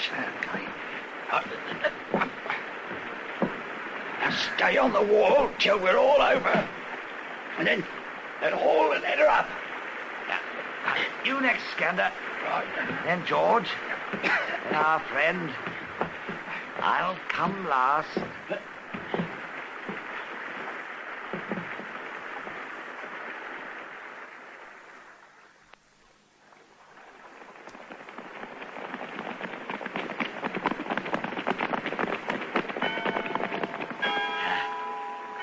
Dead on. Straight through the churchyard and wait by the railings. Mind the graves. Well, there's a van moving slowly up the road now. It looks like our bloke. Don't take any chances. Wait until it passes under the street lamp. Here's ours. Waters and Sons. Hotel Florists. I do love punctuality. Over the railings, quick. Flash the torch twice. Press ups. Philby, the rear doors of the van will be open. Dive straight between the boxes of flowers. Okay. We'll be on your heels.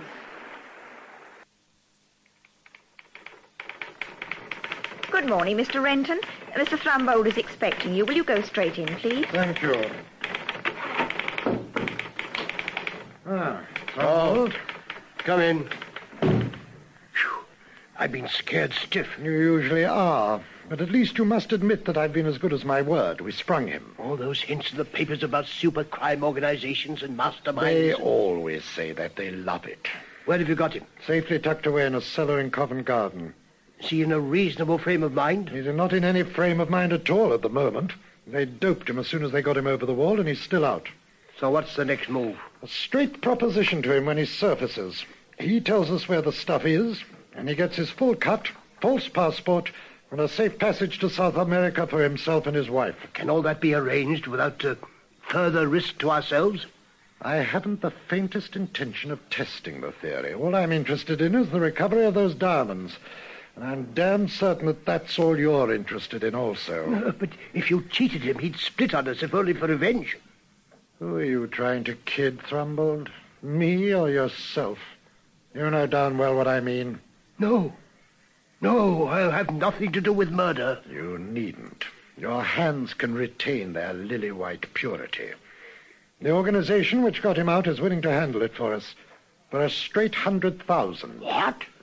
Payable upon recovery of the diamonds. Oh. Philby will just not be heard of again. Don't worry, it's been done before. Oh, if I'd known what all this is going to lead to, I'd never have had anything to do with it. Oh, stop it, will you? I'm going back to see the organization, to tell them it's a deal. If you want to chicken out at this stage, that's up to you, but I can assure you that you won't touch a penny of the proceeds. No, I'm still in. You bet you are. Up to the neck, my dear Thrumbold. Right. I'll be in touch.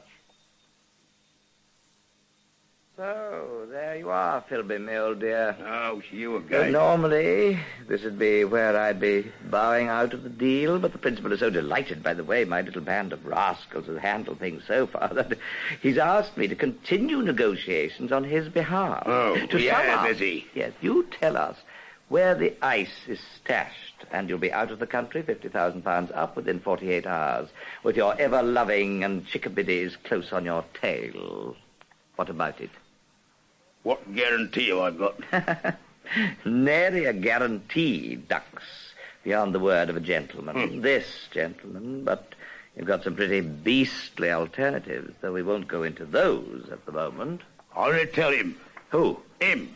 The principal, as you call him. Oh, you wound me. You take his word in preference to mine? I wouldn't take either. But I know him, see? And if he read it on me, I got enough on him to put him away for a long time. I don't know you, except as the geezer who wafted me over the wall. Eminently sensible, dear boy. As a matter of fact, the principal demands to be there with his partner anyhow when the stuff is disinterred. Oh. What a suspicious lot of puscats we are in this profession. How far is the place, and roughly where? Sussex coast, halfway between Canberra Sands and Dungeness. Why there, of all benighted places? Because I was carpering with the lumber, but the zombie with the boat let me down. So I buried it and came back to town to make other arrangements, and got nicked. Yeah, you got the old story now. And doing it on your old pals, eh? You naughty fellow. No wonder they put the acid on you.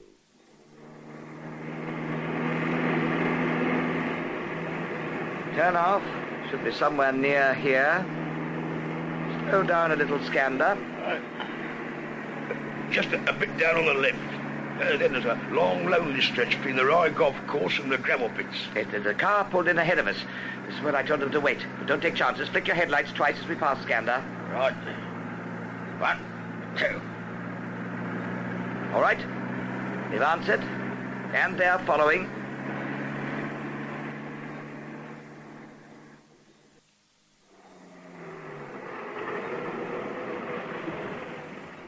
Now, Philby, old ducks. Where to? Shut along the dunes here. That Montella tire thing. Bring the shovels and the torches, Scander. This way, Mr. Renton. Now, no lights, please. Whew. What a ghastly spot to pick.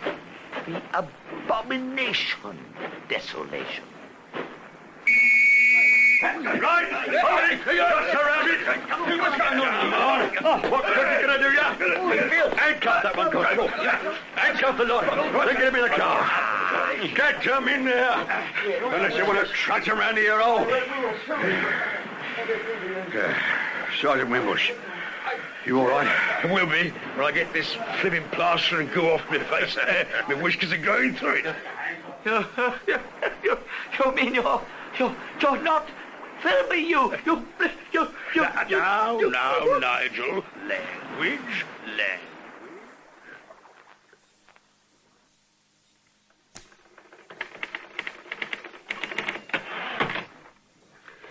Now, let's see how it reads. The courage and initiative shown throughout by Detective Sergeant J.R. Wimbush, C.I.D., in his brilliant impersonation of the man Philby, at considerable danger to himself, is worthy of special mention. the full confession of Thrumbold, implicating Renton, which in turn led to the successful conviction of Herbert Bloggs, alias Nigel Vaveza, William Scander, George Lentold, and, blimey, Marmaduke Whittleworth. Yes, that's Pressup's real name. He doesn't like it. I don't blame him. Has meant the breaking up of a resourceful gang specializing in prison breakouts. Spreading the rumor in certain criminal quarters that Philby was about to cooperate with the police meant the expenditure of £15 9 and 8 from the special fund, for which, it is regretted, receipts are not obtainable. I'll bet. Sergeants and inspectors' holiday funds, fiddling lot of... Just get on with your typing, Constable, and keep your remarks to yourself.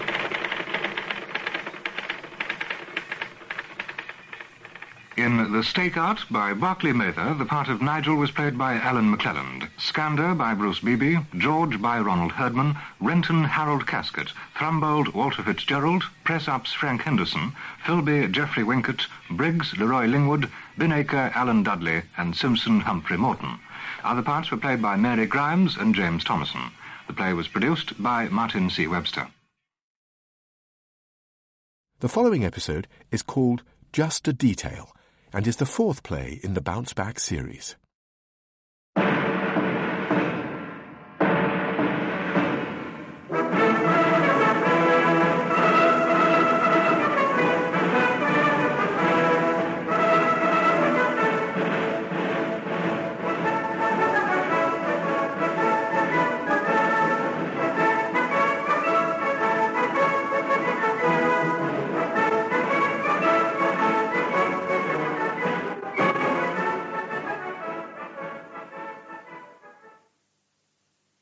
I see.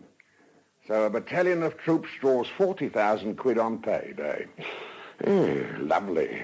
What are us mugs doing in Civvy Street? On these paydays, if you'll only listen... What have I been doing for the last half hour? Tell him, Creech. The average swaddie's picking up £7 a week now over the pay table. How many blokes in a battalion, for Gord's sake?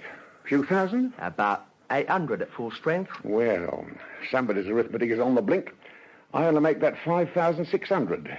And Mrs. Sutcliffe's little boy is not sticking his neck out for that sort of chicken feed. If you'd only listen... Blimey, robbing the army of its pay? You get your bonds chopped off in the tower or something, for that sort of caper. Well, take one bloke, for instance. You can take them all for mine. No, sorry, Creech. I'm always in the market for a good lark, but it's got to pay off something reasonable. What's so good?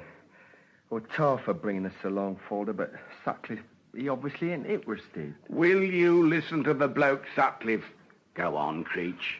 Average bloke, £7. That's his this week's pay, right? Well, but he's going on 28 days disembarkation leave, for which he gets paid in advance. That's £35. Now, he gets ration allowance in addition to that. Well, that'll push it towards the 40-45 mark. Most of them been drawing short pay while they've been in the jungle. Yes, now it's starting to make sense. What did I tell you? Shut up, Falder. Go on, Creechy boy. Well, I've just taken a private on his basic. Now, don't forget you've got warrant officers, sergeants, corporals, tradesmen. They're all drawing hell of a sight more. I'd say 50,000 isn't a long way over the top. This bloke, he's seen 63,000 paid out to a homecoming unit on one occasion. That'd make it worth anybody's trouble, but at the same time, 800 blokes with rifles, bayonets and dirty big jungle knives against 4 of us with our little pick handles and ammonia squirts. Oh, it's a bit dicey. You dodged your national service, didn't you? I don't dodge anything, sonny boy. I've just got enough savvy to keep out of anything that doesn't appeal to me, that's all. What I mean is, you don't know much about the way they run things. Lifting an army payroll will be a pushover in most cases. I'm surprised it hasn't been done already. Well, there you are. It hasn't, has it? And maybe for the reason I've just given you. Don't you believe it? In our mob, the adjutant always used to draw it. Just him and a driver and an escort would go down to the local bank. And the escort was the first really dozy-looking geezer the RSM lamped outside his office. Hey, you idle man. Pay escort. Go and draw a pistol and get an haircut. There you go. He did have a pistol. Tell him, Falder. No pellets in it in this country, in case the bloke let it off and the taxpayer got clobbered. Could that always be guaranteed? I'm telling you. Moral effect only. That's what the book says. Yes, that's a bit more like it. All right, Preachy. This bloke you've been talking to. Old geezer. Name of Meldrum, civvy clerk in the barrack office. How'd it come up? Well, he's an old sweat himself, see? Always going on about the way they run the army nowadays compared with his. Bores the pants off everybody, so they give him a miss. Shouting the odds the other night after a payroll lark at the Ewington factory. Reckon the army would be next and a damn good job. Needed waking up, you know, that sort of thing. I got interested. I bought him a pint. Chat him up proper? Oh, not that dumb. I just let him run on. And you're certain about this crowd coming in? Yeah, general talk round the town. The tradesmen up on their toes, rubbing their hands. The last mob moved out to Aden, and this crowd's coming in from Brunei. But at the present moment, the camp's empty. They don't like that. What you doing there at the moment? Working in the camp on the road mender. Got any form? Only Borstal. That's 5 years back now, clean since then. Oh, lucky. That's whichever way you look at it, innit? I do try to use me loaf, though. Okay, then. We might work something out. You get back up there and get to work on this Meldrum geezer. Softly, softly. Know what I mean? Rough idea. Good. Now, where do I come in if you pull it off? It depends on how good your griff is. If it's real good, you could get up to, top places, 10%. Who decides how good it is? Me, naturally. Any beefs about that? That's all right by me. It's just that I wouldn't want to sweat me guts out just for a pat on the head. Oh, we don't work that way. Where you living? Digging with an old dear in the town. Mrs. Oliver, number 3 back down cottages, this behind a church. Got a phone? Yeah. Well, don't ever call one of us on it. Use a public box, and not too often at that. I'll give you a number. Now, this is what I want you to do first.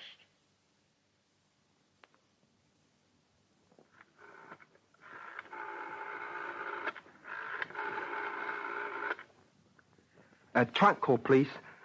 London. Zenith 3258.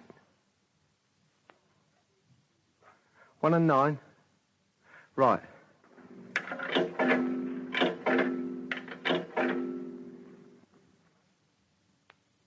Hello? Yeah, me here. Yeah. Yeah? Yeah, this is a call box. I got the dope tonight. I couldn't stop him talking. I didn't have to say a word myself. 24th. 1500 hours. That's 3 o'clock in the afternoon to a civvy. Oh, no, all right. I'm only joking. There's a special train from Ensdown. They'll be here overnight. Draw the boodle next morning. Yeah, there's only one bank here.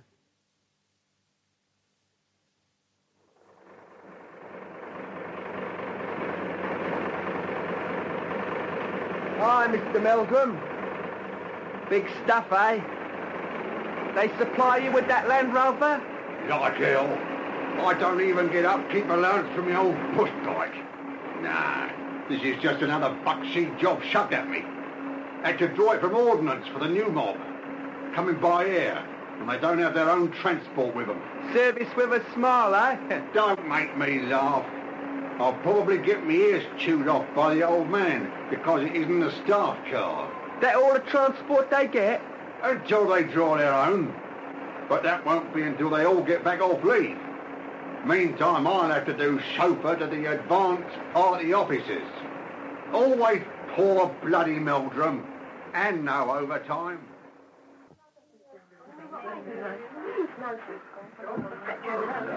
Well, gotta be thankful for small mercies.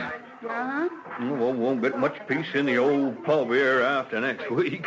Oh, what way? Whoa, full of them damn soldiers a roaring and a capering every night. Oh, won't be the slightest bit of difference. Not for a month. Why not? Well, you know how it always is, Mr. Capper. Get their pay the morning after they arrive. String of motor coaches waiting at the side of the parade ground. And send them off to the station. With all that lovely money in their little knapsacks and tears running down the local tradesmen's faces, why go to London to be robbed when we can do it much better?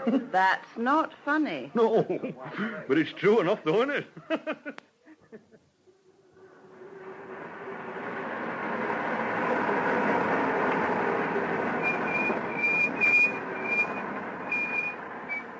Thank you, Meldon. Wait here for me, will you? I've got to go into the bank. You going to be long? No longer than I can help. I'm only a civvy clerk, you know. I got my own work to do. I'm not supposed to be driving the advance party around. This vehicle is supposed to be for the commanding officer when he arrives. And what the hell am I supposed to do in the meantime? Bike. You can get one on signature from the camp quarter bloke. 8 miles each way. No, thank you. I've got my work to do also. So you can jolly well wait and stop grumbling. Damned old barrack-room lawyer.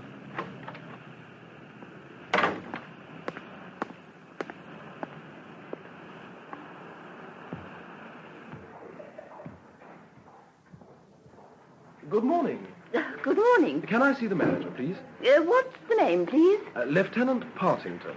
I'm OIC, the Fenshire Advance Party. Oh, yes, just a moment. Lieutenant Partington to see you, sir. Will you go in, please? Thank you. Good morning, Mr. Partington. My name's Bradshaw. Do sit down. Thank you. You will be holding our imprest account, I understand. That's right. I had a signal from the adjutant last night. We'll be wanting £72,523, 10 shillings. It gets bigger every regiment that comes back. I hope that's not going to put you out. Oh, not at all. We're delighted, naturally. Full-strength unit with a big Remy and signals detachment. Stinkingly rich tradesmen, and all of them drawing short pay for the last 6 months, ready for a glorious binge. Yes, I do hope some of them will consider opening savings accounts with us. The CEO always encourages them to do so, but you know what troops are. Oh, yes. But you can gladly handle my overdraft for me. Oh, any facility at all, Mr. Partington. Well, as you're probably aware, we are the only bank in the village, but we work in full reciprocity with all the others. Now, have you the breakdown list? Yes, it's in the signal. 71,000 in fivers. 71,000, yes. 1,300 in singles. 1,300, yes. Yes. 200 in 10-bob notes. 200, yes. And the rest in silver. The rest in silver, let's see, £23.10 silver. Good. Now, when will you be wanting it? Morning of the 25th, as early as you could let us have it. Pay parade will take at least 2 hours, even broken down to companies. And there's a special train laid on from Huntston at 14:30. It'll take them half an hour to get across there in the coaches. Oh, that will be all right. It will be waiting for you at 10 o'clock. Ah, good. We'd even have it earlier if you needed it. No. 10 o'clock would be splendid. Will you be drawing it? Possibly. More likely some other sprog, though. I'll be bear leading the old man round the camp and feeling the weight of his wrath. Oh, I hope not. Inevitable. As you know, the camp's been empty for 6 months, except for the civilian maintenance staff, and it shows. Oh, yes, indeed. Well, thank you very much, Mr. Bradshaw. Oh, not at all.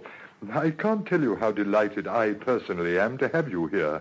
I was a Fenshire myself in the war. Really? Yes, I commanded Charlie Company, as we called it in those days, in the Territorial Battalion. Did you, by Jove? You really must come up to the mess when we get it organized. We'll be giving a housewarming when we come back off leave. I'd be honored. I felt it very much when the amalgamation took place. Oh, don't talk about it. Our colours laid up and theirs carried, except on Minden Day. Our silver bugles in the regimental museum, but their bloody drums on parade. Oh, yes, indeed. Still, I mustn't get on to that. Mm-hmm. And I mustn't keep you. Oh. Do come and see us. I'll get the PMC to drop you a card. Thank you. I shall look forward to it.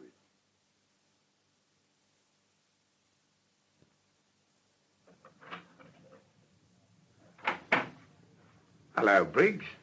What kept you? All the others been waiting inside for half an hour. You know what Sutcliffe is for punctuality. Give us a break. I only got your message 10 minutes ago. Now, who are the others, by the way? Smith, Loader, and Terry. That makes 6 of us. 5.5.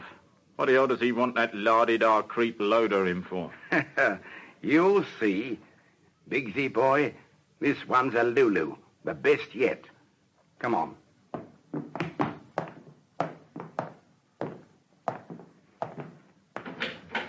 Anyhow, I won't go into that until the others. Oh, here they are now. You know Ford already, and this is Briggs. Right, Briggs. I've been telling the others. Ford and me have been down to have a look at the ground. Couldn't be better. If things go the way I've planned them, it should be 1-2, Bob's your uncle, and away to a couple of hours' start. Yeah, and if they don't, we'll find 6 of us doing battle with the old flipping army. No, we'll be dealing with 3, or at the very most 4 blokes. And one of them will most probably be an old civvy driver. All that'll happen is that one of us flags them down. They stop, the others of us hop out the hedge. A quick, hard cosh job. Tape and time, and we're on our way. Don't like it. Why not? Sticking out a mile. The public's getting a bit leery nowadays. 4 blokes carrying 50, 60, 70 Gs. Who the hell's going to stop on a lonely road because somebody flags them? Just the very thing to make them step on the gas and drive on, quick. But they won't be carrying 50, 60, 70 Gs, Briggsy boy. Huh? They won't be carrying any lolly at all. And the geezer who flags them down will be another soldier. I don't get it. Tell him, Falder, tell him. Like I said, this one's a Lulu. These geezers are on their way to the village from the camp to draw the pay. A military police corporal steps out in his little red cap and stops them. Could you give us a hand, please? 2 sappers have been hurt doing a demolition job. Got to get them down to hospital. Who's going to argue with that? Lovely deserted bit of road. They pile out. Bingo. We do 'em. But the dough... Wait for it, boy. We dumped the sleeping soldiers in the woods, and a party consisted of Corporal Folder at the wheel, Private Briggs as escort, and all under the command of Lieutenant Loader here go on to the bank and draw the poppy. Having drawn it, we go back, meet up with the other geezers in a van, and off we go, changing back into civvies inside.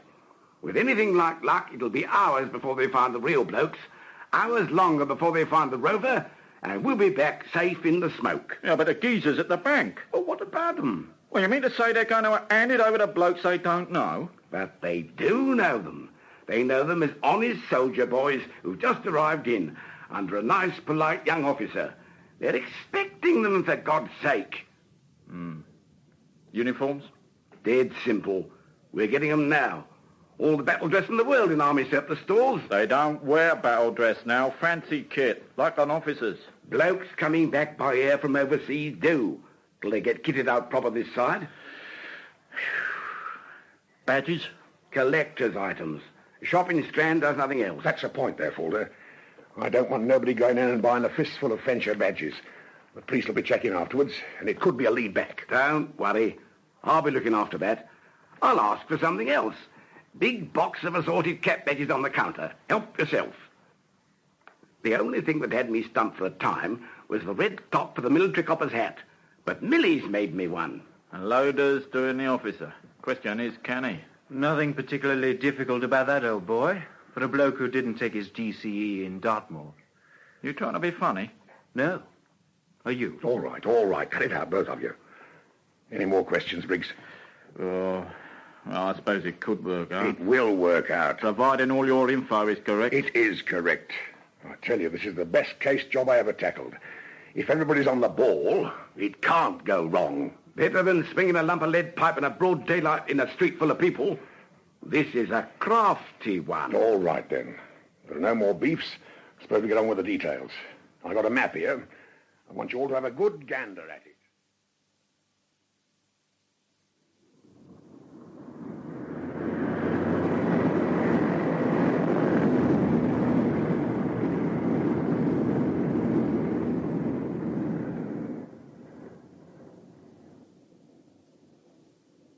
How's it going now, Charles? That's the last plane down, sir. Oh, a nice, smooth operation. All things considered. Yes, except for the motor transport. Only enough for baggage, as usual. The troops have got to walk. Hey!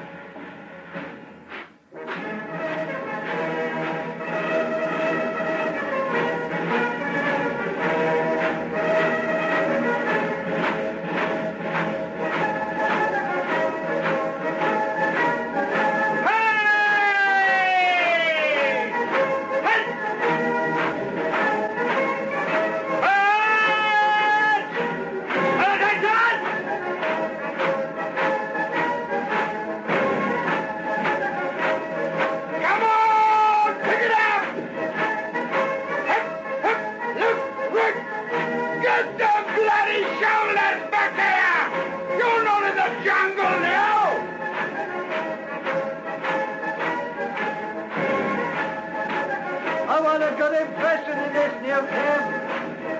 Come on there, talkie.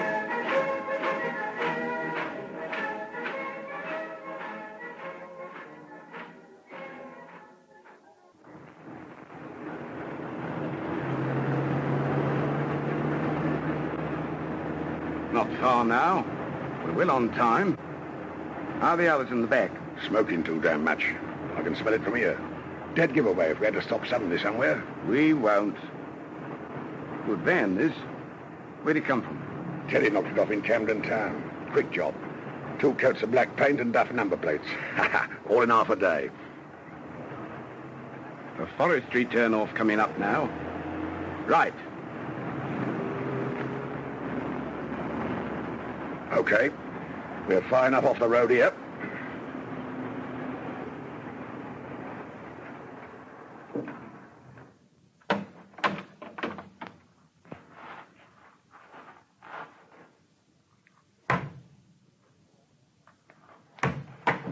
All right, out you come. About time too. Nearly smothered in there.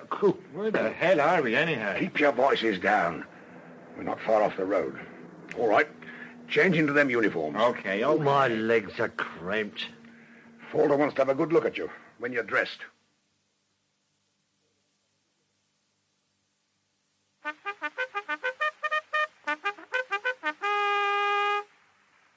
Mr. Partington, sir? Adjutant's compliments.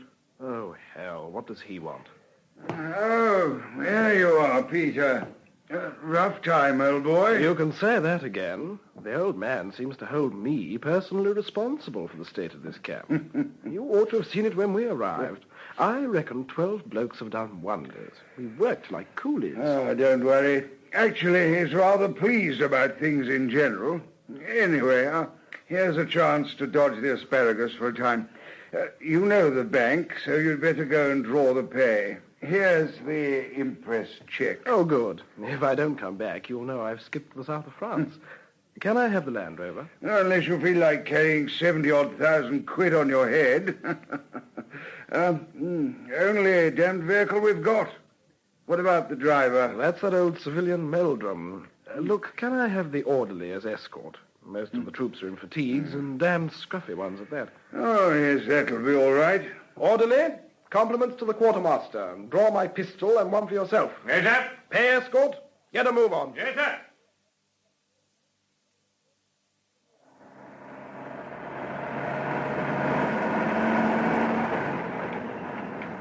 I've seen a few units using this camp as a staging post, but never one like this. I'm a clerk, I am, not a driver. I rather gathered that. Just keep your eyes on the road, Meldrum, will you? What the hell are you laughing at? Me? I'm not a thing. Just seem to have a bit of a liver on, that's all. Cheeky young swab. I was soldiering before your Hold old your man... tongue, Winters. Now, Meldrum, I know you're a civilian, but there are limits. Pay attention to your driving and not another word out of you. Excuse me, sir. Red cap out front, signalling us down. So there is. What the devil does he want?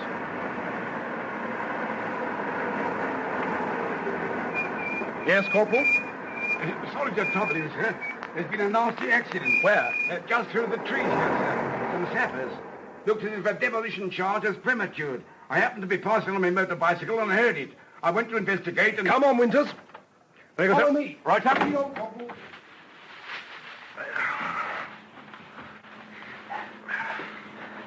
Those 2 blokes flying there, sir. Right, let's have a look. Hey, what's going on there? Briggs done the driver. Out like a light. Good, bring him down. Right, you others. Get the 3 of them well corded up, wrists and ankles. Adhesive over their eyes and mouths. The old driver bloke's bleeding pretty badly. Yeah, so's my heart. Dump him in the back of the van, same as the others. Now, Falter, Loader, Briggs. Up to you now. Off you go in the Rover. And the best of British luck. Meet you where we arranged, as soon as you can make it. Hang on, you eager types.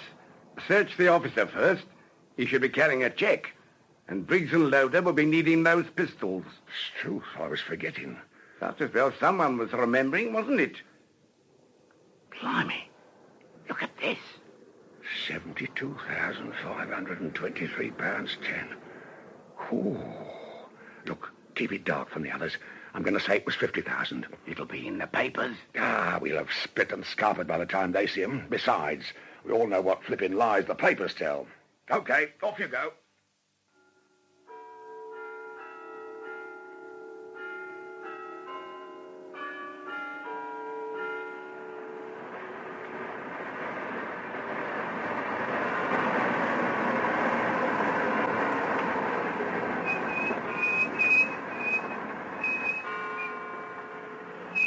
Right on the dot. Up to you now, Loader. It'll probably be in sealed bank satchels. The collecting officer never checks, takes too long.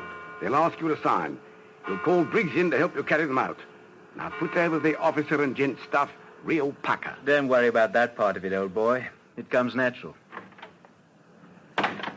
You're Lieutenant J. Webster when you sign, don't forget.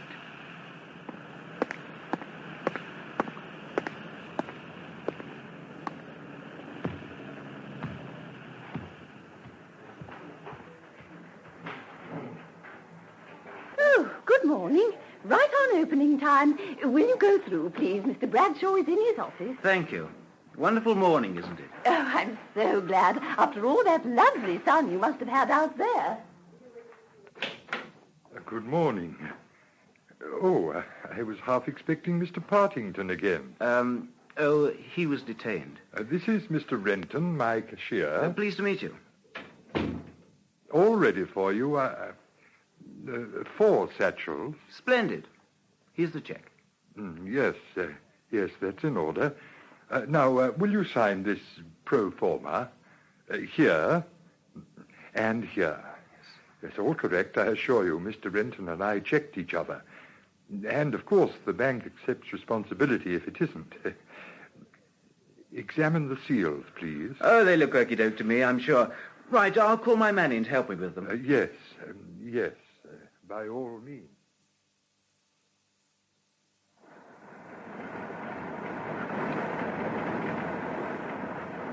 Can't you step on it a bit, Calder? I could, but I'm not going to. One vehicle you never catch speeding is an army one. A soldier loses his license, his flipping pay goes with it. Makes him careful. His pay's gone with it, old boy. I wish you could have heard me in there. Major Muck of the Tin Dragoons wasn't in it. I really enjoyed it. Yeah. You laid them in the aisles. Hey, how much in the bags, anyhow? I didn't ask. That would be vulgar. An awful lot, anyhow. You must have seen a check. Didn't even look at it. A gentleman leaves that sort of thing to the lower orders. Here's the RV just ahead of us. And what the hell's that? A rendezvous. But we've got to meet Sutcliffe and the others. We left the van down a cart track to the right and... Hey! There's a dirty big black car coming up behind us. Fast! 2 dirty big black cars, and full of dirty big dicks.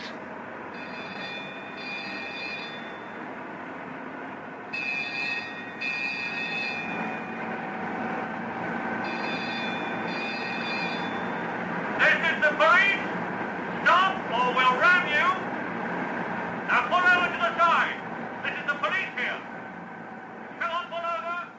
This is the police. Well, Mr. Bradshaw, once again, our warmest thanks and congratulations. To get the whole gang and the boodle. Oh, a copper's dream. Thank you, Superintendent. Oh, but I still can't understand what made you react so quickly. Oh, I should have reacted much quicker than I did. Oh? The badges, Superintendent. Oh. He was wearing the old Fenshire cap badge. Obsolete now. They wear a sort of composite thing since amalgamation with the Loamshires. Well, I'll be damned. And that on top of pleased to meet you, my man, and okey doke. Oh, no, it's not the regiment as I knew it.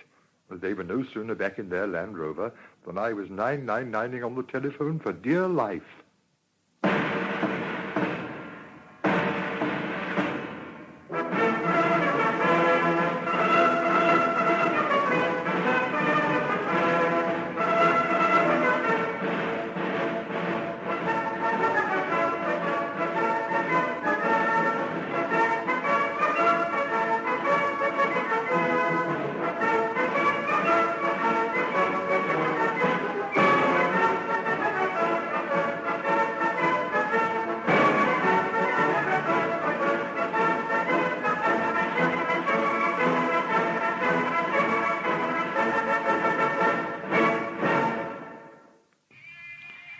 just a detail by Barclay Mather, the part of Sutcliffe was played by Hector Ross. Mr. Bradshaw by Hamlin Benson, Lieutenant Partington by Douglas Hankin, Briggs by Hayden Jones, Falder by Wilfred Babbage, Creech by Anthony Hall, Meldrum by Alan Dudley, and Loader by Leroy Lingwood. The play was produced by Martin C. Webster. The next play in the Bounce Back series is Never Let Your Left Hand Know. 4 prisoners on their way from Merston Assizes to Chorlingly Prison escaped at 4 o'clock this afternoon. In company with 5 other prisoners and 6 prison officers, they were being conveyed by motor coach when it was halted on Moulton Bridge by a tractor, which had apparently broken down in the middle of the narrow roadway. By an obvious prearrangement, a disturbance broke out among the prisoners, who were handcuffed in pairs, under cover of which the 4 managed to wrench the door open and make a getaway. 1 pair was recaptured almost immediately, but the other 2 men are still at large. They have been named as Thomas Sandley, one of the notorious vault robbers, and Walter Tupperton, who was sentenced yesterday to life imprisonment for murder. Both have records for violence, and the police warned... George? George, you said you wanted to be early today, and yet All right, coming. What is the time, anyhow? This darn watch of mine keeps... 9:15. Oh, Lord, I'm going to be late. Old Burford's coming in for the estimates at 10. Why didn't you tell me? I've been telling you. Your breakfast's been I stuck. can't wait now. Shove the bacon between 2 slices of bread and I'll eat it as I drive. It's too bad of you. Same thing every morning. Damn coffee scalding. Oh, blast. Oh, now you wait, Julie, you idiot. Coming, my pet? And she was awake. Bye, darling. I was trying to get home a bit early tonight. The baby food. Don't forget the baby food. Darn. There. Oh, stupid old daddy of yours stamping and hollering around. There. He's going to forget your nice milk is. And then there'll be ructions, won't there? Better phone before I forget.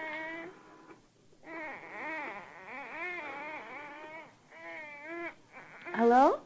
Mr. Poston? Or is Mrs. Cawley here? Good morning. I forgot to remind my husband to pick up some baby food before he left for the office. Yes, 2 tins. Would you be a dear and send it round to him? Tell him to put it in his attaché case immediately, or he's sure to leave it on his desk. Yes. Oh, I'll be glad when Julie's a bit bigger and I can carry her in the basket on the scooter. Very isolated out here. And George loathes shopping for me. Thank you, Mr. Poston.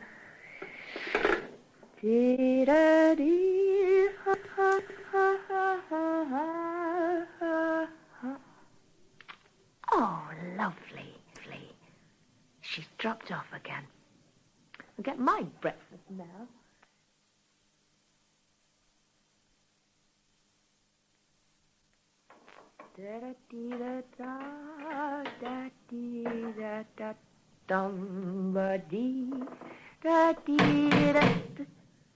Oh, when is that this hour? Good morning, ma'am. May we come in?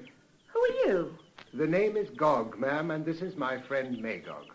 No, I'm sorry, but if you're selling anything... No, you can't come in. Oh.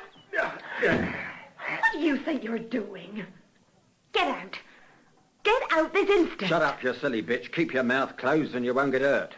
We may be handcuffed together, but we can still cope. Look, well, if it's money you want, there's some in my handbag there, a couple of pounds. What a divine smell of coffee. And bacon.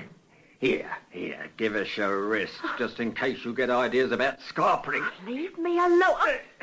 Because if you do get ideas, you'll get it twisted again, like this. Okay, Sandy. Reach us that clothesline from over the fireplace, and I'll tie her by one wrist.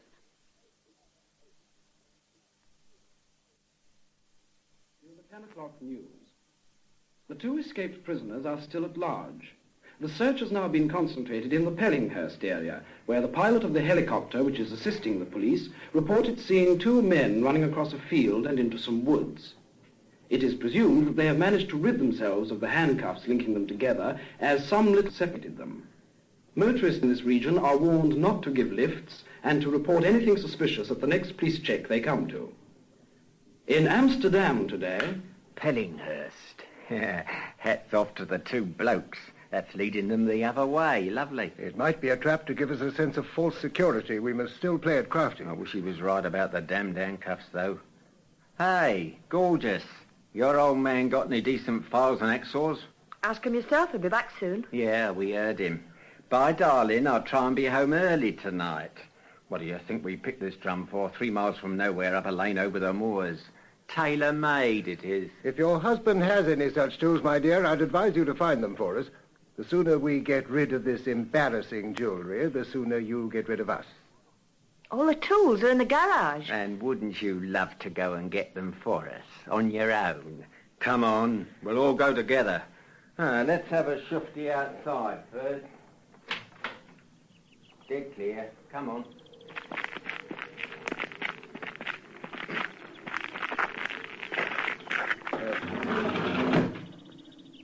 Doesn't seem to be much here. A jack, 2 tire levers, a blunt chisel, and a pram wheel. This all he's got? Far as I know. What does the lousy layabout do with his spare time? Make daisy chains? I'm afraid this is not going to help us much. We'll have to stick to our original plan. If we can make it to old blousy Jack... Shut up, you fool. No names. Right. Let's get back.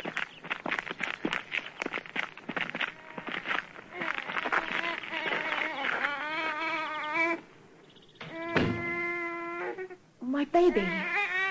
Will you please let me go to her? Sure. All of us. Look, I promise I won't try to run away. I said all of us. Go on, in you go. All right, darling. Mummy's here. Oh, that's a good girl. There. What a sweet little creature. Hello, my pet. Oh, knock it, will you, before I Mickey Boo. It's her bath and feed time. Can I do it, please? Yeah, so long as we can keep an eye on you.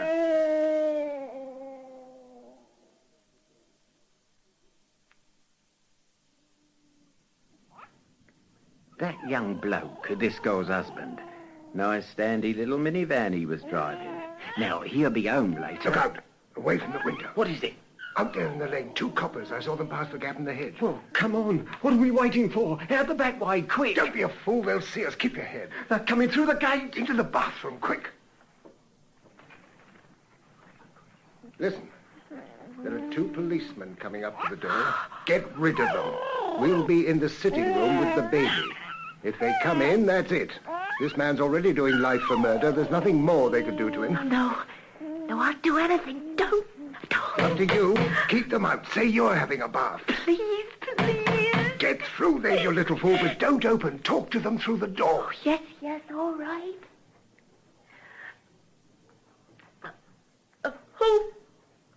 Who's that? Police, Mrs. Corley. PC on? Just checking out, right? Oh, I see. You haven't seen anybody hanging around, have you? Strangers, I mean. No, nobody at all. On your own? Mr. Corley not here? He hasn't come home yet. Well, keep your doors and windows closed until he does.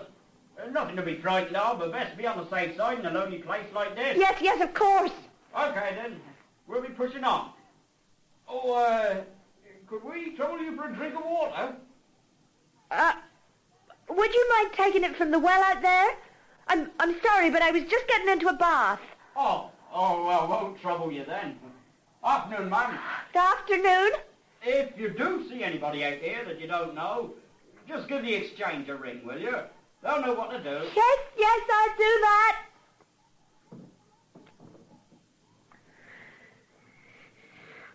Splendid. Absolutely splendid, my dear. Give her to me. With the greatest of pleasure. Like a little eel to handle, isn't she? Nearly slipped out of my arms onto the stone floor once. Now, that'd be a pity, my pet, wouldn't it? Because you're going to be a very useful little girl to us indeed. You beast. Oh, come now. That's a bit uncalled for, isn't it? Pack it in, both of you. Now, listen, you. I'm no good at the fancy talk like this smarmy blighter, so I'm giving it to you straight. That's the way it's going to be from now till we push off, see? You play it clever. Do as you're told, or the kid gets it. One thing he told you right. I've got nothing to lose. hanging's out, so watch it. Now, the lady's being very cooperative, Tuppers. There's no need to bully her. What's the time? Oh, good Lord. That excellent breakfast you gave us is no more than a pleasant memory now. Would it be too much to ask you to make us a plain but nourishing meal? We'll look after the baby, won't we, Tuppers? I'll get you some food, but let me take the baby. I think not, dear. She'll be perfectly safe with us. Now, run along like a good girl. I won't leave her with you. You'll do as you're flipping told. Now, get out there and get cracking before I really let you have one. No need to have hit her quite as hard as that, Tuppers. Oh, such a trap. And keep that damn baby away from me. Put her the other side. Now, where's those cigarettes? Well, the packet's on the table beside you. What? Swiped the last, did you? There were 3. You've had 2 of them. Ah, that's a lot. Here, her handbag there. Pass it over. She might have... Ah, lovely. Packet full. Ah, good. Now, what else has she got? Lighter, that's handy. £2, half $1.06. Huh, Poverty Row, eh? Still, better than nothing. Driving licence, you can keep that. Comb, that'll be useful. OK, you can put it back. Very neat. That's your particular line, dipping handbags, I mean? You want to watch it, mate, I'm telling you. Me left might be snarled up, but there's nothing wrong with me right. You know what I'm in for. Don't start pushing it. You're terrorising me. Just like those 2 coppers terrorised you. Oh, the rozzer that can put the zephyrs up me was never born. You went green. If you hadn't been chained to me, you'd have run like a headless chicken. You want me to stick one on you? You couldn't even stick one on this baby. Oh, no, sorry, I take that back. You did slap her mother across the face, didn't you? Look, I'm warning you. You're beginning to pall on me, Tupperton. My God, I read somewhere once that we had a constant male prison population of 37,000, and I had to get lumbered with you. Get up. I can wait until I've got my arm free. I'm not asking you out, you poor fool. I want to switch the radio on. And tracker dogs. In addition to this, the police have established checkpoints on all roads leading from the plain, and cars and lorries are being subjected to scrutiny. Detachments of troops from Larkhill are also assisting in the search. Listen, I've got an idea. So have I. A film I saw once. 2 people in exactly the same plight as you and myself. Convicts escaping from a southern penitentiary in America. Handcuffed together. So what? The brainier of the 2 clobbered the other one with a rock when he was sleeping. Then chopped his hand off with an axe. Oh, I suppose you think that's funny. I don't. I think it's a hell of a good idea. Now, shut up. I'm thinking.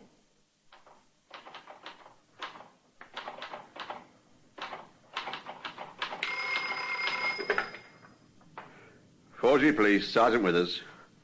Yes, sir. Yes. Got that. Yes, there's been a complete check on every farm and cottage up there. Barns, outbuildings, sheds, all searched. No, sir. Not a sign anywhere. No break-ins reported. Yes, I quite agree. Just a second, sir. I'll take that down. Yes. Yeah.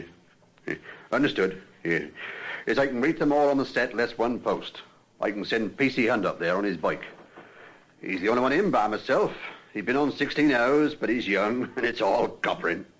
Yes, sir. Good night, sir. Midas, how do you read? Over. -2, loud and clear, over. -3, loud and clear, over. -4, clear, strength 2, over. All stations, Midas. Stand down in your present locations and come in. Meal, 4 hours rest. Then proceed to RV 352 to strengthen search parties under Inspector Wilmot on western side. Acknowledge, over. -2, understood, Wilco, over. -3, understood, Wilco, over. -4, understood, Wilco, over. Midas, out. Reg! Sergeant? Up on your feet, lad. Sorry and all that. You can take your bike for another airing. Oh, not again. What was that? Nothing, Sarge. Cycle up to 5 Post and tell them to come in. Get something to eat, and the head's down for 4 hours. Then you can all get your bodies over to 352. Mr. Wilmot wants them woods done thoroughly. He's been convinced all along that that's where they made for. Oh, I hope he's right. I hope Mrs. Corley's finished her bath. Might get a cup of tea then. What the hell are you talking about? Nothing. Well, this afternoon when I called at the Corley's cottage, asked her for a drink of water. Get it out of the well, she says I'm having a bath. Well, it's not like the locals. You can always count on a cuppa if you ask for a drink of water. Well, don't let me catch you having a cuppa when you should be on duty. Anything I can't stand is a miking copper. Go on, on your way. Yes, Sarge. And don't call me Sarge.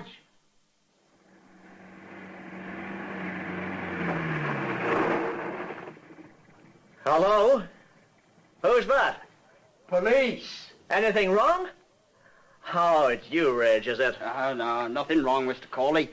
Except with my behind and leg muscles.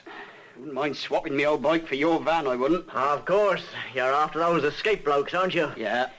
What's the news? Well, none from this side. We're standing down over here, getting 4 hours rest, then combing the woods over past 40. And a hell of a job that'll be. You've got my sympathy. You wouldn't like to come in for a quick drink, would you?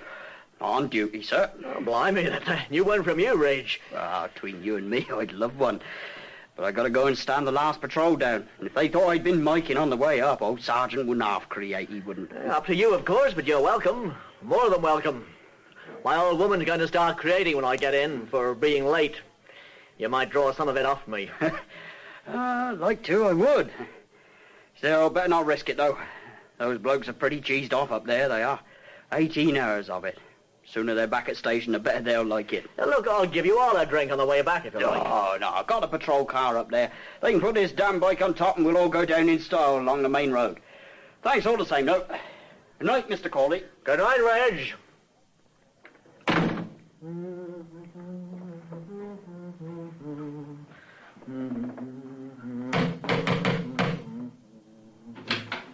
Kath? Oh, sorry, darling. I got a full explanation. Nice work, Tuppence. Clean as a whistle. Not bad, with one hand tied. When you're sticking it on a geezer coming through a door like that, you always want to aim for the front part of his head, just above the hairline. I'm sure you're so terribly right. Now, we'd better get him tied. Where's that rope? Here you are. Oh, no particular hurry, though. That'll hold him for 2 hours at least. I can tell to the minute. Oh, let's be on the safe side. They breed them with fixed skulls in the Swede bashing belt. Turn him over. Frisk him first. Fags. Lovely. Hold back it. Oh, good. Lighter, fountain pen. Here we are. Wallet. 4 knicker and a half bar. Driving licence. Couple of letters. Now, pants pockets. Bit of change. Hanky. OK, the lot. I'll do it. You just let your right go slack and follow my left. Uh-huh. Oh, don't pull against me or me fingers will be all thumbs. Right. Over his wrists. Half itch. Over again. Round. Yep. Through. Now, pull tight. Now get his ankle with your free hand. Pull it up towards his wrists. Oh, pull, you zombie. Right. Now get round this side. Fine. Over, through, and tuck the end away.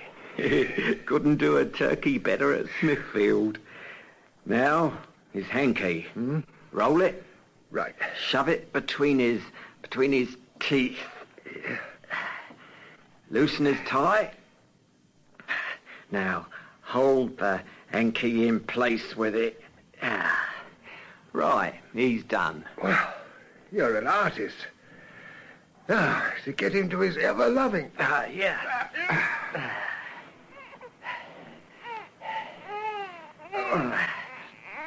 Oh, you're starting again, are you? Hello, my dear. We brought you some company.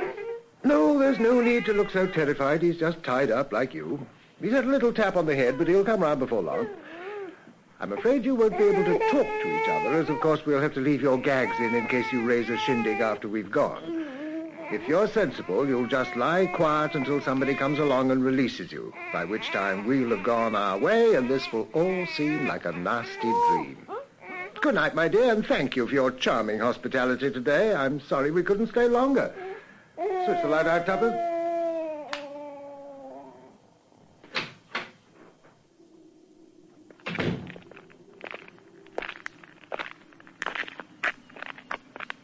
Good, he hasn't put the car away. Now, you'll have to get in from the passenger side and slide across under the wheel. You first. You'll be driving. Me? How the devil can I drive with my right hand shackled to your left? You'll just have to manage, that's all. Oh, you stupid idiot, how can I? I can't drive. You can't drive? Oh, my God, what a time to tell me that. That's all we wanted. Well, I can't help it, can I? What are we going to do? Well, can't you make do somehow? I mean, you've still got one hand and both feet.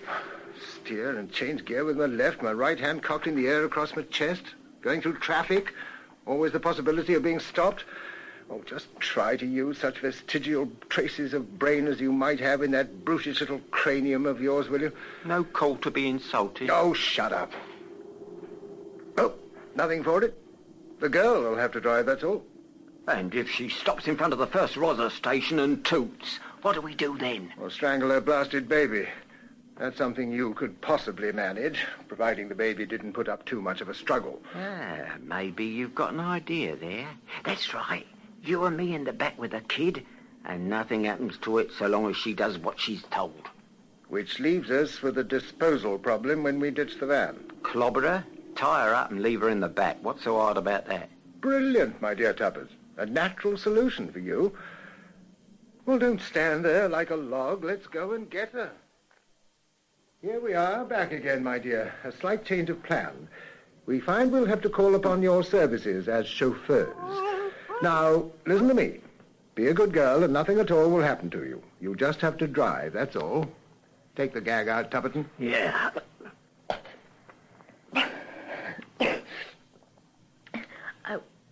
I won't. You can do what you like, you filthy...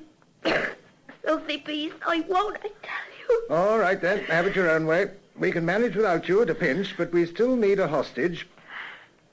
Tuppers, get the baby, will you? No. Wrap her in her bedclothes. We don't want the poor little thing to get cold, do we? No, all right.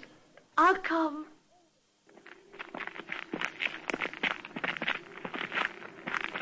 Right. Get into the van and give me the baby. Leave her with me. She's quiet now. Give it to me, I tell you. That's right. If you hurt her. She won't be hurt as long as you're sensible. Damn it, how many times have I got to tell you that? Now get in. Right. Now switch her on. I want to see the petrol gauge. 3/4 full. Thank heaven for that. These hold 7 gallons, don't they? That gives us about 5. Nicely, nicely. Now, Tuppers, into the back. All right, don't drag my arm off. Nearly made me drop the little perisher. Now, away you go. Turn left and head for the main 4Z road. Not too fast, but don't dawdle.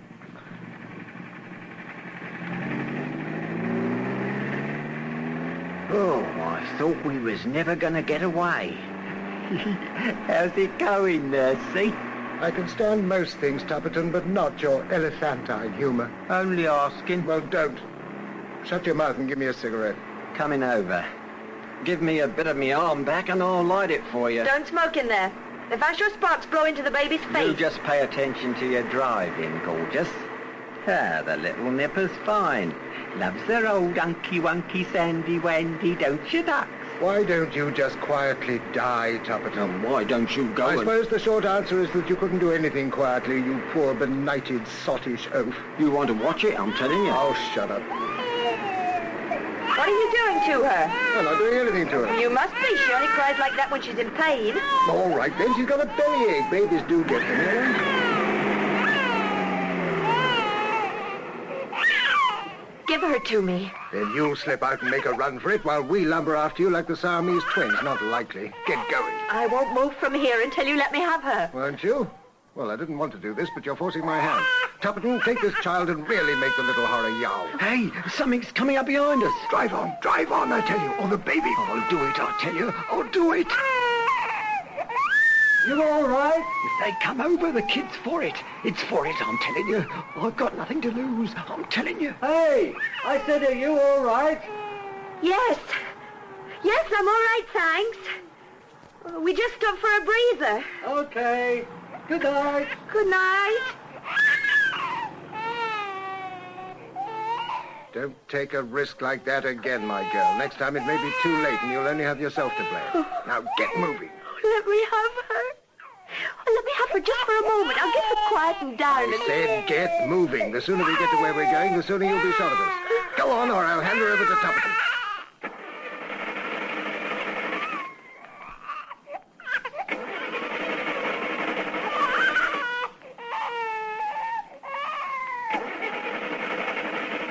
What the hell's the matter now?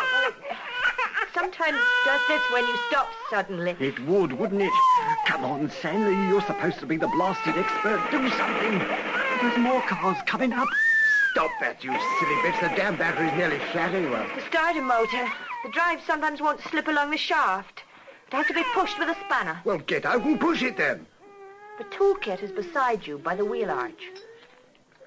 Here you are. Now, get a move on.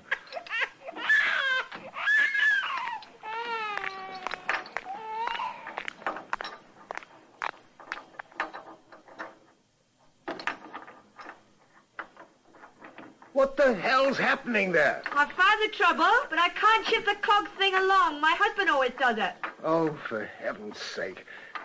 Here, get out, Tupperton. Put the little brat down. Go on, get out.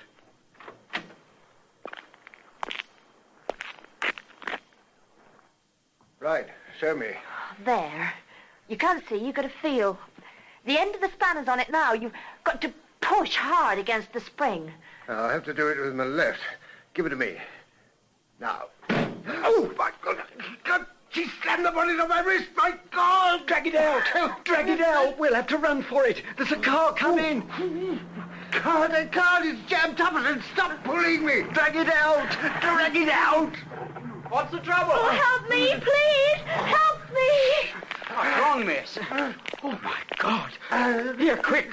Something to make a tourniquet with. His hand's nearly off. Nice coffee. Right. There.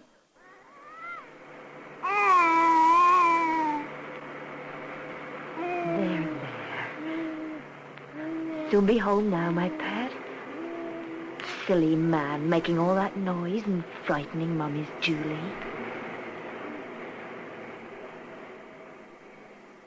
In Never Let Your Left Hand Know by Barclay Mather, the part of Catherine was played by Sheila Grant, Sandley by Patrick Barr, Tupperton, Louis Stringer, P.C. Hunt, Brian Hewlett, George, Jonathan Scott, Police Sergeant, Alan Dudley, the newsreader, Douglas Hankin, and the man in the car, Frank Henderson.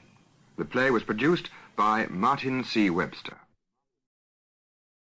The final play from the Bounce Back series is called Quick Returns.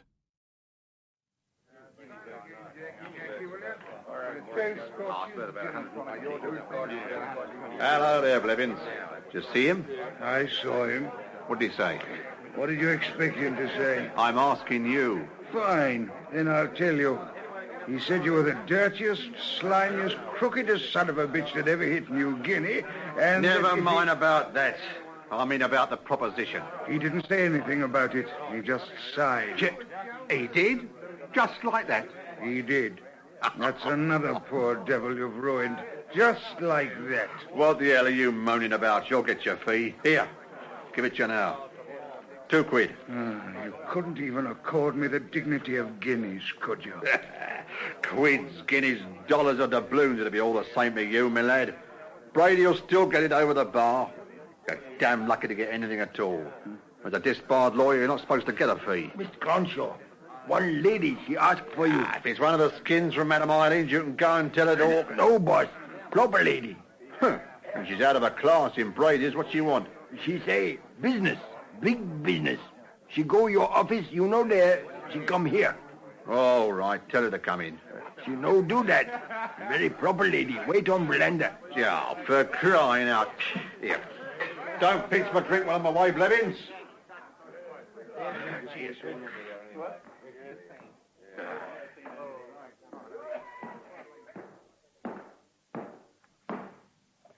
Mr. Cronshaw, That's me. I understand you deal in jewellery. I deal in anything and everything, if it happens to take my interest. Not unless. What's on your mind? I want to sell this watch. Very pretty. Could be valuable. It is valuable. If it was genuine. You know perfectly well it's genuine. I know nothing of the sort, young woman, and won't until I've had a good look at it under a proper glass. I have the valuation certificate and receipt for it here. Doesn't always follow, you know. I'm sorry I bothered you. Good morning, Mr. Cronshaw. Yeah, all right. No need to fly off the handle. Yeah, give us a shifty at it. Con Grafberg, ladies' bracelet watch, movement number 765244, platinum, set with 63 diamonds, ruby clasp, purchased by Mr. Eugene Farmer. My father. From Sepstein and Gree, Bond Street, London. This is 4 years ago. For £650. I see. And you want to flog it? Yes, I do. What were you thinking of asking? £500. You don't know much about this business, do you? I know nothing about this business, but I do know the value of this watch, and so do you. That's my price. I'm afraid it's demand that sets value, Mrs... I didn't get your name. I didn't give it to you. Mrs. Archer. Mrs. Archer. I mean to say, you take that down to Brisbane or Sydney and you'd get something near your price, but I don't think it will be anything like 500. Up here in New Guinea, well, I ask you, who'd be in the market for a thing like that? Well, what would you give me for it? Well, now that's different. This isn't quite my line of country, you see. I buy a few pearls from time to time from the Jap divers, sell a few watches to the boys occasionally, but you couldn't say I was in the jewellery business. Not really. I'd be taking a flyer if I bought this. Mr. Cronshaw, we're wasting each other's time. The airline office closes in quarter of an hour. What's that got to do with it? I have a provisional booking to Darwin to connect up with the London flight. Oh, blimey. If you're going to London, why not try to flog this there? I need the money. I see. Short of the fare, eh? Some of it. How much? I don't see what that has to do with you. I'm trying to help, ma'am. The only way you could help me is to buy that watch at a fair price. That's just it. A fair price here will be robbery in London, and a fair price in London will be just plain foolishness here. See what I mean? Why did you get your people to pay for your fare at that end? I mean to say, if you've got a dad who puts this sort of money up for a watch... My father's dead. That was his wedding present to me.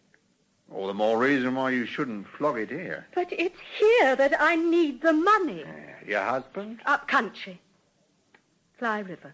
Gold mining? Engineer. You know you're trying to sell this? Look, you're being impertinent. Don't talk like a silly young twit. I told you, I'm trying to help. But I'm damned if I will unless I know a bit more about things. I take it you're flitting? Yes, I am.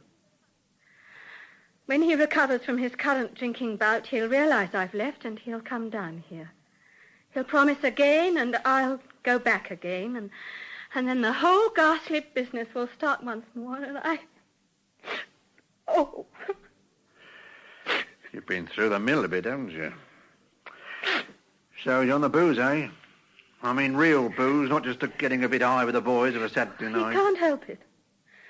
When he's not drinking, he's wonderful. He's good at his job, kind, considerate. But when he's on the sherbet, it's a different kettle of fish. You don't have to tell me.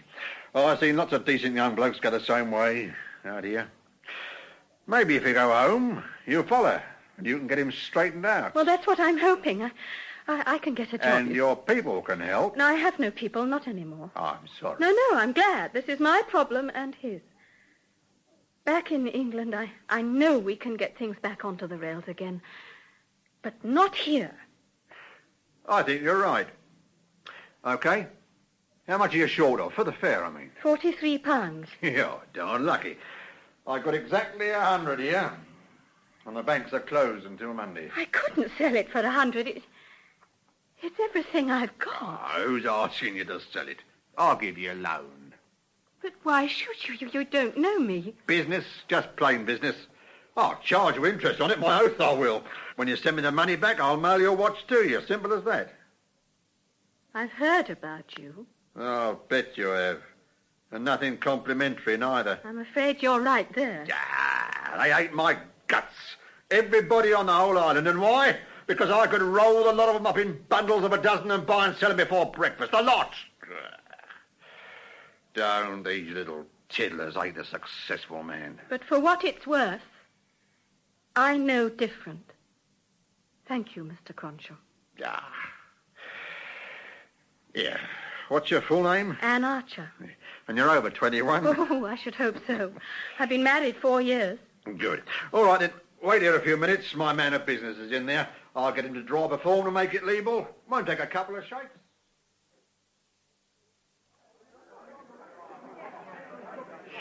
Blevins, here a minute.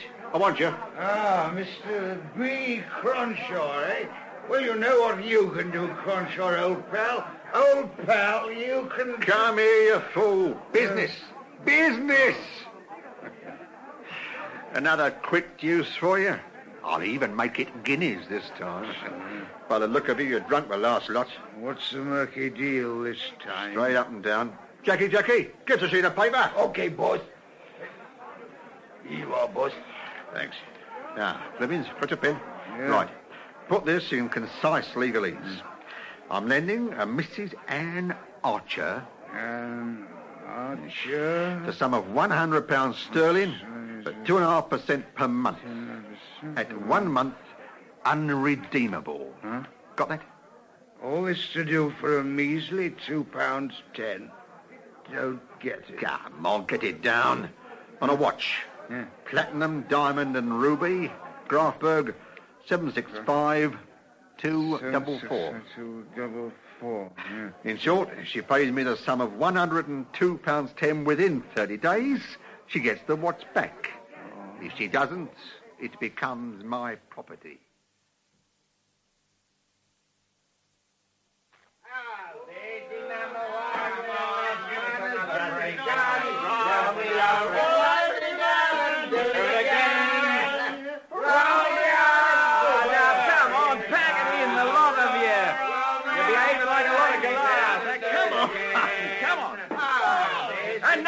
Another drop. Now drink up and get out before we have the police round. Jackie, stop serving. Now come on.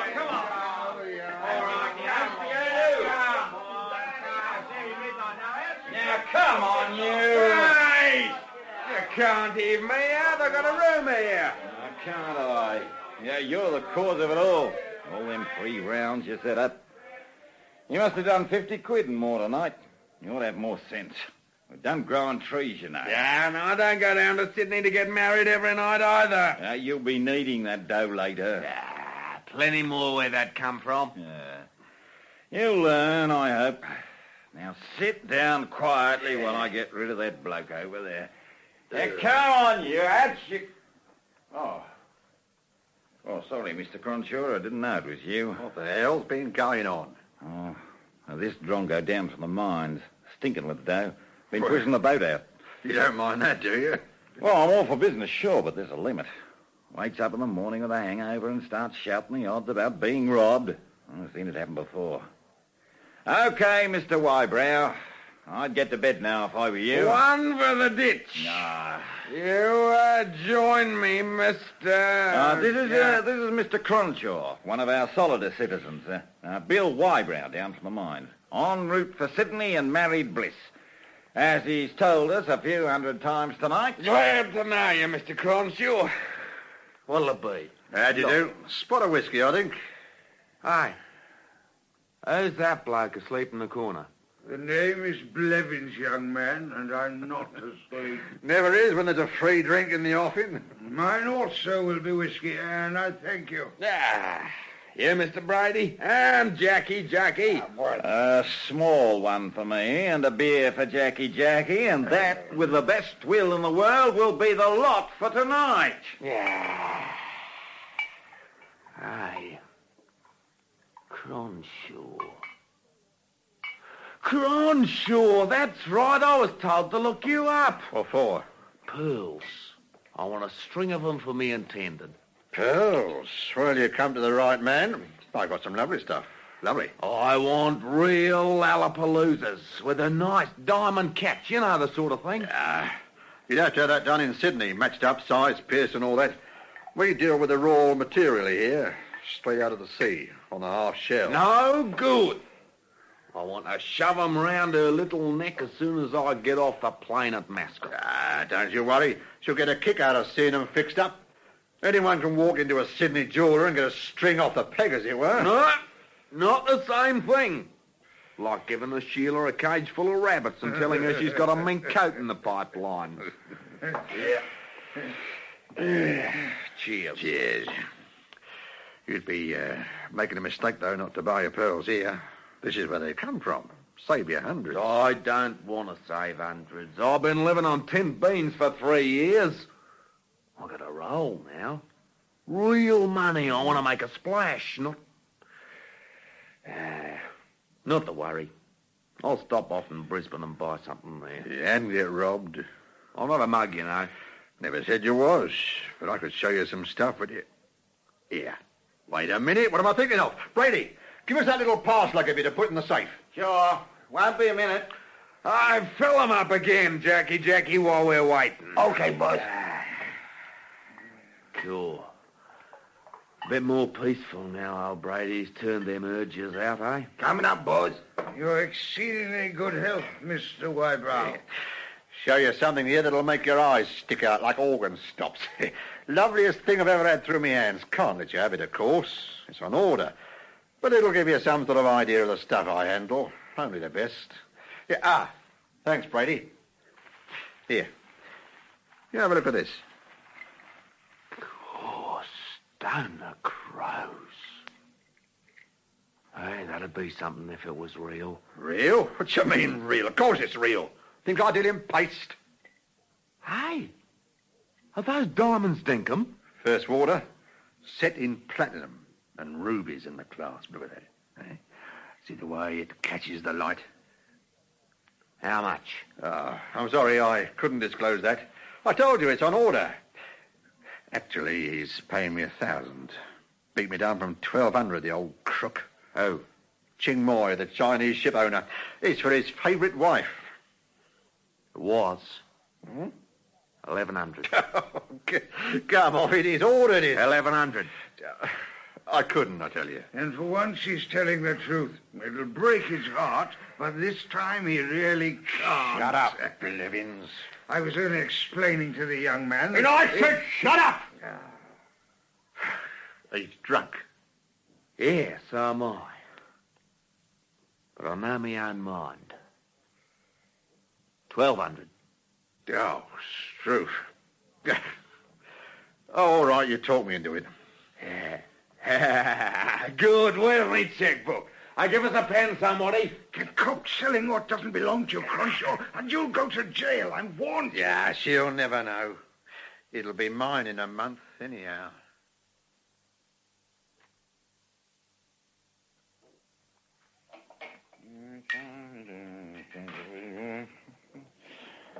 Hello, Mr. Wybrow. How do you feel this morning? Don't ask me. It serves you right. I've just been making out your bill. You blokes got through 9 bottles of scotch, 7 of gin, 3 rum, Oh, and... shut up, will you? Jackie, mix him a dead man jumper. Sure, boys. What the hell's that? Worcester sauce, gin and pawpaw juice over 2 beaten eggs and cracked ice. Truth. Hey, Brady, why didn't you stop me? Stop you? Yeah, I might as well have tried to stop the Niagara Falls. You was pouring it. No, I'm not talking about the booze. Can handle that. I mean, buying this damn watch. Oh, I wish I'd had a tape recorder going. Fair play to Cronshaw. He didn't want to sell it. You forced him into it. Yeah. Well, I don't want it. Oh, you've got it. I promised her pearls. So now she's got a watch. I'll flog it to you. You won't. Come on. Look, you know what I paid for it. But... You can have it for 1,000. Then flog it back to Cronshaw for 1,200 and everybody be happy. You're willing to drop 200 quid in cold blood, just like that? I just want to forget it. Then my advice is to take it back to Cronshaw and get your cheque off him. No. That'll be a client down. Well, that's all right. No, come on, Brady. Help a bloke out. Oh, not me, mate. 800. Sorry, not interested. 5? No, thank you, Mr. Wybrow. 2. Oh, sure. Look, here's your bill. 73 quid, 15 and 8 pence. Now, if you could let me have that. Yeah, well, I'll give you a cheque. Cash, please. A rule of the house. Look, I haven't got cash. Jackie, get my kit down and get There's no plane out on Sunday. I'm not going by plane. Take it down to Cap Robinson. I'm sorry, Mr. Wybrow. That kit stays right where it is for the moment. Now, if you'll excuse me... Hey, what the hell goes on? Don't you trust me or something? Excuse me, Mr. Wybrow. You're a dead man. Jump up, Mr. Wybrow. Jackie, I need it. Between you and me, I'm in a bit of a clamp. Hey, suppose you wouldn't be in the market for a nice diamond watch, would you? Cheap. Only if you take it in coconuts, Mr. Wybrow. Operator. Mr. Cronshaw's house. Oh, come on, one time. Chop, chop. Well, how do you know he's not at home? Well, he must be. I'll keep ringing. Then ring me here when you get him. Hey, what the devil? Now, what are you doing here, Blevins? Now, come on, that table's meant for billiards, not for bums to sleep under. Now, come on, wake up, mate. Oh, Lord, my poor head. Oh, your poor head. Give us a drink, for Now, mercy's sake. not a damn drop. Now, listen. Where's that boss of yours? I want him. If you're referring to Mr. Stinking Cronshaw, I neither know nor care. A drink, Brady, just a little one. Blevins, listen to me. Now, go and warn that boss of yours. Wybrow must have slipped him a dub cheque. He's trying to sell that watch for 200 quid. Warn him? Can't warn him. It's Sunday. He always goes up the reef fishing on Sunday.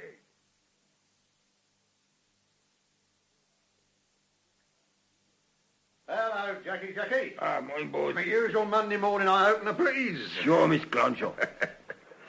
You see Miss Blady? He look for you. Here he comes now. Oh, Mr. Cronshaw. Oh, hell. I've been chasing all over the island after you all day yesterday. Where you been? Me? I went up the reef fishing with old Lynn Marsh. Got a couple of lovely big snapper, all of 50 pounds each. You can have one for 30 bob. That fellow Wybrow, he lit out. So what? So this. That cheque he gave you must have been a dud. What makes you think so? Oh, for heaven's sake, he tried to sell me that watch. Came down to 500 in the first minute, then dropped to 2. You buy it? I didn't have it in cash, and he wouldn't listen to anything else. I'd have taken it otherwise, if only to save you something on the deal. I tried like hell to keep him here. Fancy buying a watch for 1,200 quid and trying to flog it for 2. Those Fly River diggers have got no sense of values, have they? Listen to me, he didn't come from Fly River. I got the police on the phone. They'd never heard of him. Well, what do you know? No, I thought he was a bit of a queer customer.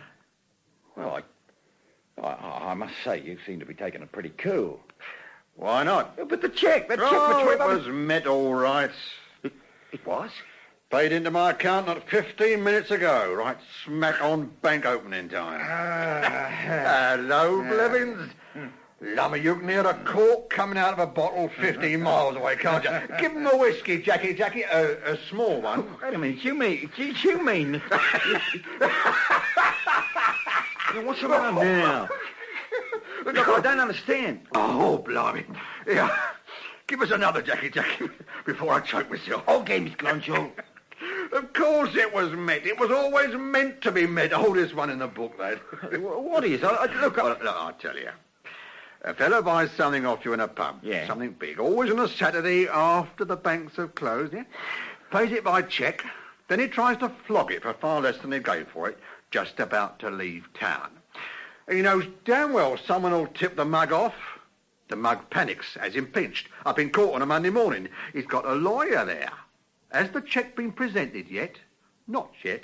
OK, stay of proceedings until it is presented. It's met. The mug is up for defamation of character, wrongful imprisonment, the lots. Thumping great damages. A jeweller in Bombay got taken for 15,000 quid on that once. Settled out of court. Never been tried on me before, but I've been waiting for the day. But everybody must know it's a triumph. Yeah, of course they know it's a triumph, but that doesn't order the law, does it, Blevins? You get a bloke shoved in the nick on a duff charge and you're wide open for a civil suit. Blimey. Can you imagine what a jury of this island's leading citizens would have done to me if they'd had me on the griddle? They'd have taken me for my socks. Yes, it's true. You were running a risk, though. I suppose the dough hadn't been there. Me? Run risks? Oh, no. Not Mrs. Cronshaw's little boy. I realised the set-up at the bar. What do you mean? He wasn't drinking his liquor. Wasn't he? Tipping him in the spittoon and acting tight. I went out and phoned old Templey, the bank manager. Got him out of bed, sure. Wybrow had opened an account that morning. 1,500 quid. Yeah, oh, keep that dark, by the way. Templey's not supposed to do that.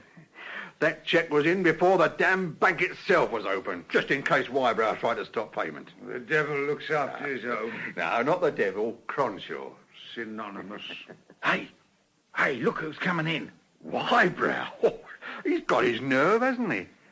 Hello, Wybrow, me old cocker. How's the watch going? Keeping good time? Yeah, not bad. Hey, you wouldn't want to be buying it back, would you? So you won't have to disappoint your old pal Ching Moy. Can have it for 1,000. Wouldn't deprive you, boy. You take it home for the little lady. Come on, Blevins. I've got a job for you at the office. Be seeing you all. Watch it, Wybrow. That's good, isn't it? Watch it. OK, Blevins. Now, I want this drawn up in such a way as to... Good morning, Mr. Cronshaw. Oh. Hello, Mrs. Archer. I thought you'd flown out. No, everything's changed, Mr. Cronshaw. Oh. Yes, and I have you to thank for it. I'm afraid I don't understand. I was too late for the plane, so I put up at the YWCA, and my husband arrived Look, down... I'm sorry, but what is all this? Oh, I'm wasting your time, aren't I? Well, actually, I've just come to pick up my watch. Here's the £100, plus the £2.10 interest. Oh, and the little piece of paper that this gentleman drew up. Oh, Lord, you're at the top end of the creek without paddles. Well, you see... look, will you excuse me just for a couple of minutes? A very urgent matter. Blevins, come through here, will you? Oh, my God! What do I do? What do I do?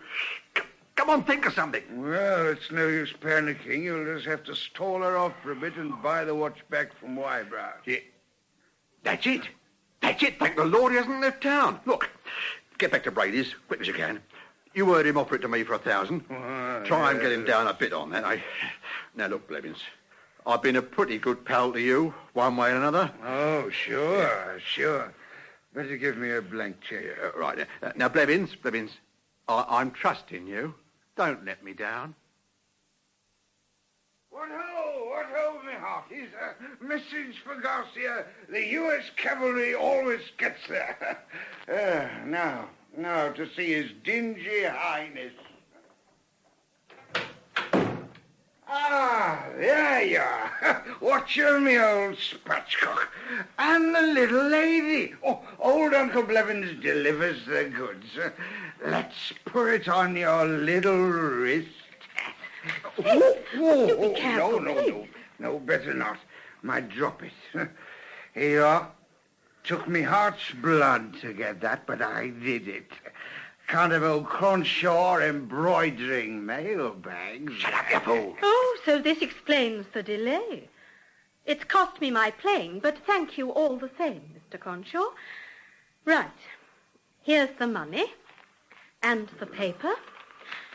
Good afternoon, gentlemen. You drunken idiot. Hey, wait a minute. When you do business with a boy like Wybrow, you do it his way. Hard fellow, Wybrow. Tough as they come. What you pay him?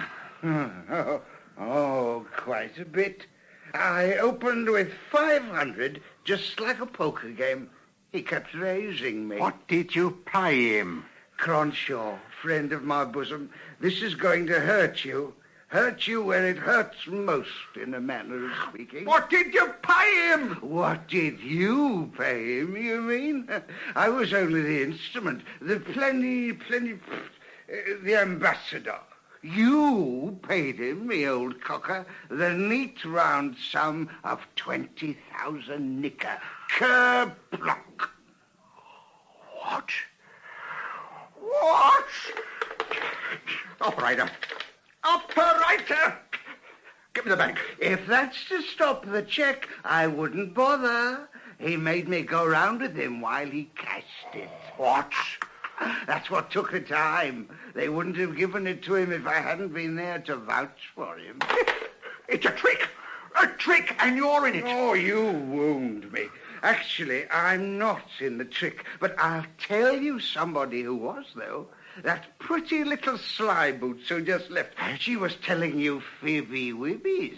Her name's not Archer at all. I saw Wybrow's passport at the bank. 2 pictures in it. His and hers. Oh, would you have believed it? Get out! Get out! I'm going. No, don't throw that phone at me, or I'll be having you for assault, and then you'll be further in the red. Actually, they're taking me on as their business manager. Bung ho! In Quick Returns by Barclay Mather, the part of Cronshaw was played by Alan Dudley. Blevins by Ronald Herdman, Bill Wybrow by Nigel Graham, Brady, Bruce Beebe, Anne Archer, Jane Wenham, and Jackie, Garrard Green. The play was produced by Martin C. Webster.